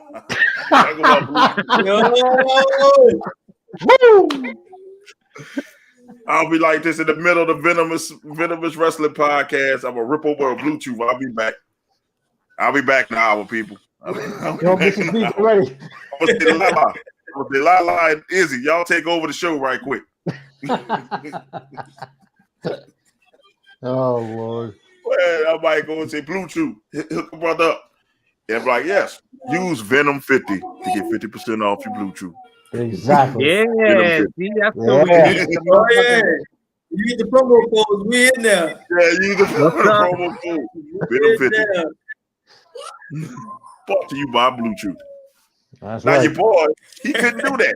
He only can go Veltrax. Get your 50% off on Veltrax. Every time you get a flare up, use Veltrax. Every time you get acne where the sun don't shine, use Veltrax. That's all you can say. I don't know. Like some people can do it, Bo can't do it. Nope. He just wanted that little 15 minutes of fame off of some stupidity shit. He sure He didn't even get 15 minutes. Got it. Dude say, hell, if you get that 50% off, oh, hell yeah, I'll buy. Absolutely, yes. Oh, look at that. Look, hey, Blue Chew, you hearing that? We got somebody going buy a case. Blue Chew, we're on Twitter. Come on now. Oh, man, I'm about to tag hashtag Blue Chew. Hashtag blue chew. Watch, I'm gonna do that on one of these days. Hashtag blue chew. Oh man, we need that. We need that collaboration because all the jokes would fly with this. Oh hell yeah! Oh hell yeah! Oh man, shout outs. The stories that could be told. Oh man. All I the told you I stories. had one for something about a ball cleaning thing. I just couldn't do it. Manscaped. It wasn't Manscaped. It was clean your balls. Got lotions for your balls and the whole 9 yards. Yes, I wanted to try that though. You know. Get Manscaped. Hashtag Manscaped. There you go. That's another one. We could do we could come up with some Manscaped, absolutely. for that. We can make mad commercials for those two products. Yes, when I'm doing the podcast and the light is too hot, I go get my Manscaped. Yo, when Mrs. B is ready for that time, I use Manscaped. Anyway, you think Manscaped joints are legit? Anyway, I'm just being real. Jumping saying, man, look, when the Glock is out, it's time to Manscaped. Manscaped. I got to use the Manscaped clip. Shit, look, we just need some sponsors. If you sponsor us, I'm telling you, we'll make some fire ass commercials. Oh, absolutely. Hell yeah. Man. So far, it's Glocks, it's Pierce Nipples, it's Manscaped's Blue Chew. We're so diverse here. We're so diverse, and we even talking about STDs. So fuck, it's just all kind of. I'm just saying, it's all kind of stuff. You never know what happens on the Venom. One of these suckers gotta land. Just because we don't have herpes doesn't mean we can't push the medication. Absolutely. Please, if you have it, use it. Yeah. Doesn't mean that we can't push it. That's what it's there for. Feltrex for the ones who have the itchy privates. Feltrex. Anyway. They make it easy to do it because he got that radio voice. When it's that time, go do what you got to do and handle your business. And on that note, he's trying to sound like a porn dude. Well, Mrs. B is waiting on me, so I gotta go. You better go. I gotta go. Thank you guys. Thank you guys so much. And Mo, I apologize for yesterday. Oh no. It sucked. Just yesterday sucked. It's all right, man. I think Lala did her thing enough for us to carry on without you. You guys watching on Twitter, thank you so much because you guys are making the show blow up that much more, and we appreciate it.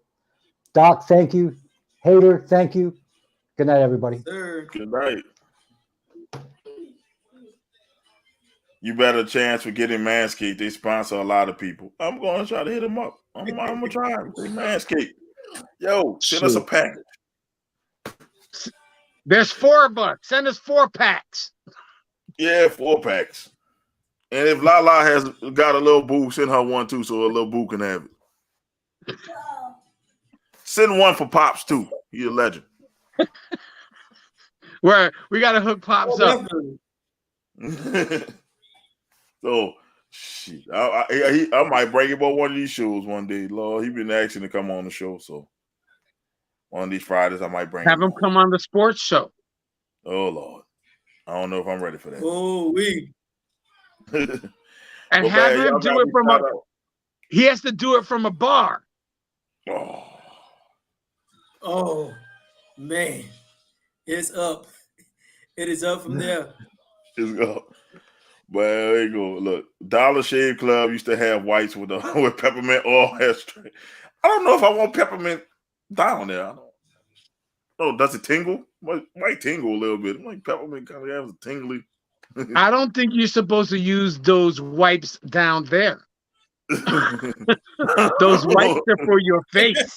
I hope not. I'm just saying. You put that shit down there if you want. Fuck that.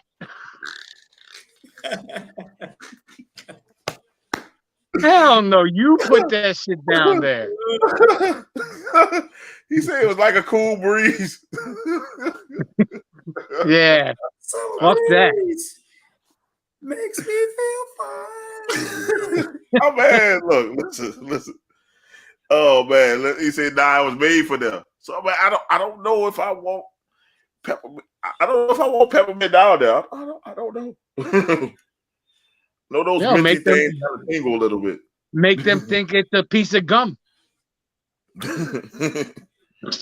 Hey baby, don't taste like a peppermint. Don't it taste like you taste this peppermint? Word, is it edible? It'd be fucked up if you put that shit down there and poison somebody. I just think it's there to make it smell fresher, I guess. I don't know. Dollar Shave Club. send us some samples so we can find out. Yeah, might as well. Shit. It'll be in the background instead of me having Batman. I have their packages right here in the background. Don't worry, it'll get advertised. Look, I will get my green screen back up and I'll put that logo behind me if it works. Hey, if anybody in marketing is watching, come on, reach out to these people. One white chart. Oh man. So that medicine for the herpes should come out one white. What was that dude's name? Oh, forgot his name. His name was like Joel Bauman. Yeah, his name Joel. One white Joel. One white Joel. You don't want a white from him. You get a white, you'll never forget it. It'll be with you for the rest of your life. Yo, put it this way. If I walk into the room, they'd be like, yo, that's the dude that said he had herpes. I'm turning around and walking out. Yeah, that's why I said I can't do it, bro. That's why I said I can't do it for the podcast. Because you think about it, you got to walk over there. They introduce you to him. He's going to throw his hand out. What are you going to do? Look down at his hands? Yeah. I'm not shaking your hand, bro. Elbow bump. I'm going to wear gloves. Listen, if I better have a long sleeve if I'm doing an elbow bump. Yes, I need gloves. I'm going to wear those medical gloves. I'm going to double up. There you go. Fist pounded. There you go, buddy. Oh, man. He'll never be able to live that shit down. You see, Eric should sponsor melatonin. If you need a break, it knocks a kid baby right to sleep. I'm with that too. Look, listen. I have given my stepson melatonin gummies before when I need to get that special mood on. There's nothing wrong with that. Oh, hey. It's made for children. Hey, eat this gummy bear. You want this gummy bear? Hey. Hey. It buys you an hour or two. Hey, I am not promoting doing that, but hey, it works. Hey. Sounds like you're advocating it to me. I don't have a problem with it if you do. Because sometimes you need some alone time. You know, alone time is adult time. Sometimes you need adult time. That's when you tell them, yo, me and your mother are going into the room. Don't come a knocking. Right, these kids are new age kids. They don't care. Boom. Kick that bitch open. Mama, come see. Now we open the door for my youngest now. Now he wants to look, Daddy doing a podcast. So what? Hold me. We've been saying it for too long. Yeah. We've been talking about it for too long. I said, these kids don't listen to they, man. They ain't gonna be up there. Yeah. Mom and Dad, what y'all doing? My goodness. What you gonna tell them? What you gonna tell them? What y'all doing? Why I can't come in the room? They gonna ask you questions. Go play your Xbox. I'm tired of playing Xbox. I want to have family time. What do you want? Go have a juice. Yeah, that's what everything. Everything they terrorize you on, you give them everything. That's what you tell them. Yeah, man, look, you about to watch this movie. Eat this gummy bear. Leave his ass right on the couch. My goodness. Man, listen, I'm just saying, it's just jokes, people. Oh man, when people start saying, "Oh, you really did that," it's just jokes, people. Or is it? The fighters afterwards will be checking for sweat stains and blood drops. I don't care, man. Look, I know people do it for melatonin is natural. It ain't like you give them you naturally you do that with melatonin. Listen, my best friend, she lines her kids up at 7:00. Shit. And it's fucking melatonin gummies for them all. By 7:30, 7:45, everybody's knocked out, and she got the rest of the evening for herself. What is it? My stepson too old to fall for that trick now. He 10. So he ain't gonna fall for that trick now. You get it when you're about 6 or 7, you can trick him with that. Now you gotta get clever. Now it's question. You gotta get clever. I gotta eat this gummy. It got melatonin in it. How the fuck you know what melatonin is? Whoa. You kids today. The damn kids are doing shit. I'm telling you. Hey, look. These kids here. Yeah, I saw that. I remember that gummy you gave me. It got melatonin in it. You know how to say the word? What? No, I'm not taking it. No, I'm not taking the melatonin pill. I'm staying up all night. That's why you gotta put the melatonins inside a regular candy bag. If you're taking it out of a jar, I'm trying to get him some. I'm here. Take this one. This one will get you really nice. Now, put the Oculus on his head. See, you put the Oculus on. It's that virtual reality stuff. They in their own world for a couple of hours. Hey, long as he ain't screaming, you know he ain't in the room. Oh yeah. Yep. Technology saves the day. You can't ransom at that point. They can't see nothing. I put that thing on my head. You could now playing at that point. I was playing Creed on that thing. All I see is the man in front of me and trying to fight the man. You can't see or hear nothing else. You just see everything. It's just virtual reality. So you don't see anything. That's the new thing. Get your kid an Oculus. Get all the long time if you want with your mate, and you can try your Bluetooth. Bluetooth. But don't forget to use your Manscaped before. Yeah. Make sure you use your Manscaped cocoa butter down below. No, one of them Charlie wipes or wipey Charlies or whatever the hell they're called. You want your shit to taste like double mint gum?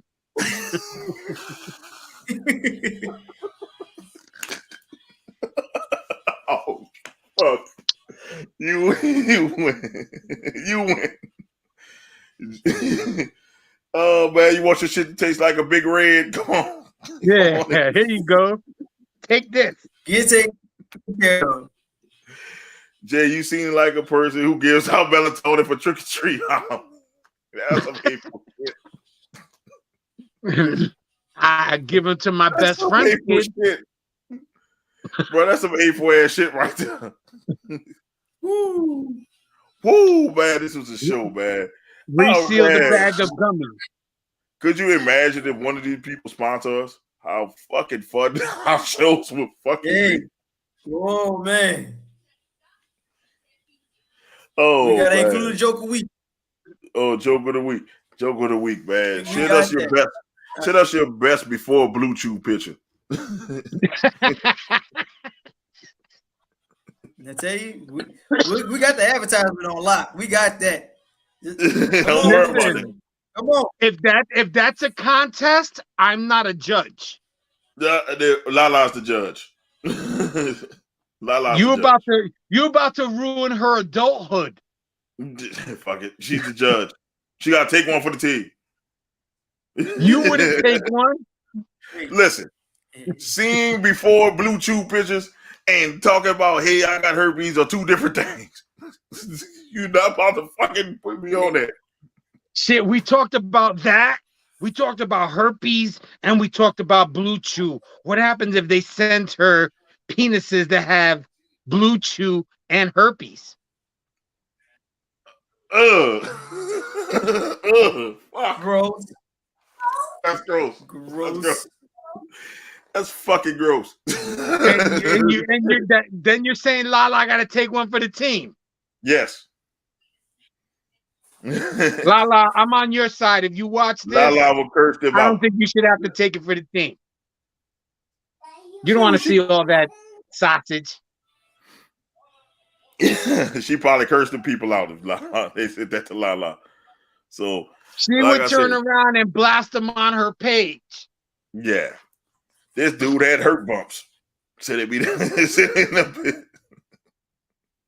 Oh, yo, Mo, you really gotta do that. You gotta do that video with Ruthless Lala when she gets clothesline. You gotta have some voiceover with video.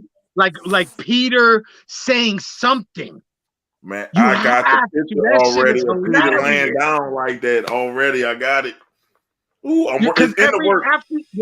After you mentioned it last night, every time you played it, every time she fell over, I heard Peter's voice saying something. I just couldn't picture what it was, but I was like, if he does a video like that, that shit is gonna be off the hook. I gotta find a perfect Family Guy fucking day. I have to. It's in the works, believe me. I got all the videos on my phone. I do this on my phone. I'll be doing that. I gotta find the perfect one, and she's gonna kick my ass. Yo, that shit. Yo, I'll fucking repost that shit. I'll post that shit on Instagram. I'll even tag her to that shit on Instagram. Oh man, if you lose blue chew while you have herpes, that would look nasty. Yes.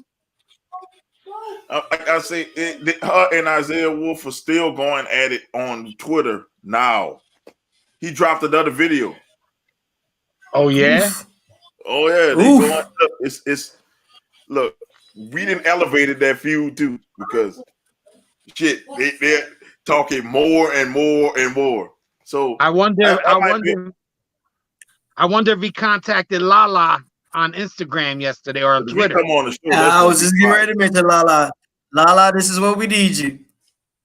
It's gonna be fire if you come on the show because that's what we trying to do, man. I think I might just do rivalry. Like if I get a whole bunch of indie wrestlers and they give me their rivalries of the fucking month or whatever, I would fucking just shine my spotlight on that instead of giving rich millionaires, who are already making money, shining the spotlight on them. Got the money. Shining on people who ain't got shine. So I really, she changed the whole show when she came on there. That shit happened on the fly. I had do it for the culture planned out because Uncle Murder canceled. So I'm like, shit, I'm gonna have to, fill up his time slot. And then, she came on there and the Peter Griffin comment came to my head, and I ain't know she was gonna actually jump on that motherfucker. She was like, send me the link now. No, look, a lot of this shit is unscripted, bro. I don't come in with a plan. Yo, that shit was funny as hell. Just come on and let it happen. That shit had me laughing. I could not. I wanted to start watching old Family Guy episodes to try to find the right soundbite for that shit. Listen, because that shit is funny.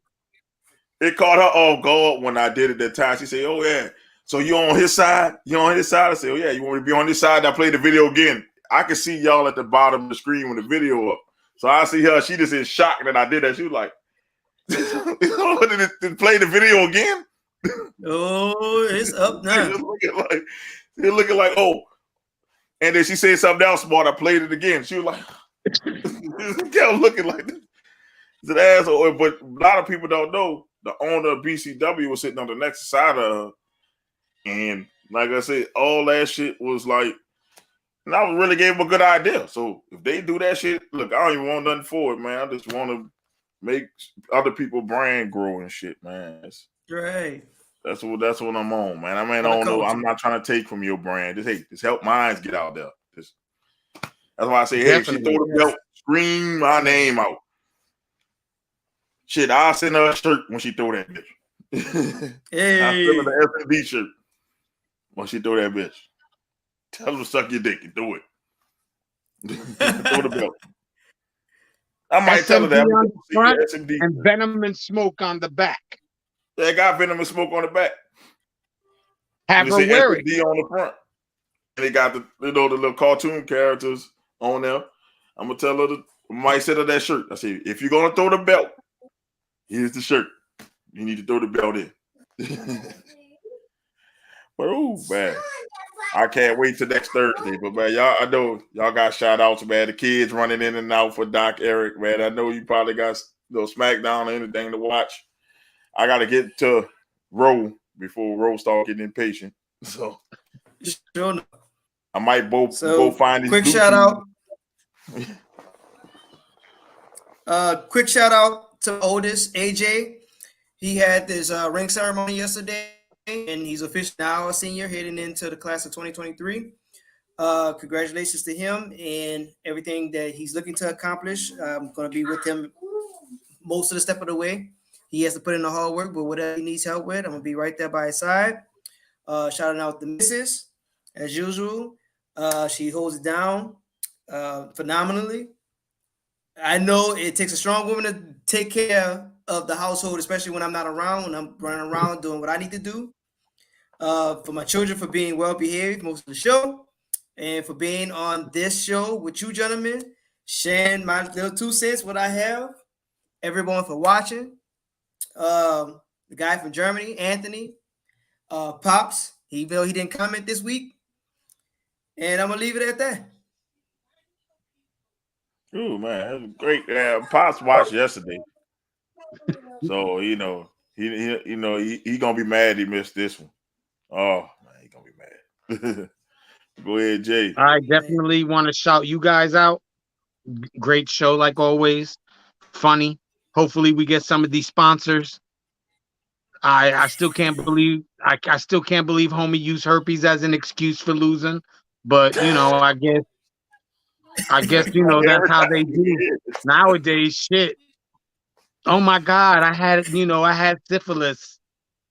Shout out everybody that watched. Shout out everybody that threw questions up. And shout out to Iz. Enjoy your nights. Oh man. I was looking at Twitter, they still going at it. Man, thank y'all fellas for coming on here, for making the show what it is too. I know he wanted to be on the wrestling show more last night, but stuff happens, man. It might be times where I can't make the show. So shit, it happens. Man, thank Anthony, man, for real. He always have questions. Will, man, I'm glad you decided to keep, staying with us because he came last night. So yeah. I appreciate when people come back. Of course, my boy from Germany. He cheers from Germany. Man, yeah, I can say Lala stopped by. So man, look, and the ones who didn't say anything, don't be scared. You can say anything you want here, except if on YouTube. I'm sorry, you can say whatever you want on YouTube, but on Facebook, I don't want to get too paid. Facebook, you might want to watch out on that one. Yeah. You say I'm going to say I got fired because I got. Oh man. What would even be you got fired because you got herpes from your supervisor. Wow, boy, Anthony. I'm calling in today. I had 2 outbreaks in 3 days.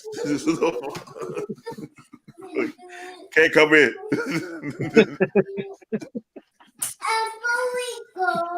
Wow, man. We'll be back on. Of course, we'll be back Thursday with the wrestler show. Lala might have somebody come stop by. You never know.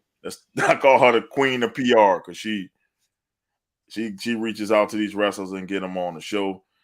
Of course, Friday, we do our thing here every Friday. So we'll be back. Man, I see Eric's kids is ready for Eric to get off. So this is Mo Young. They said time's up. Yep, he telling me time up. Get him off.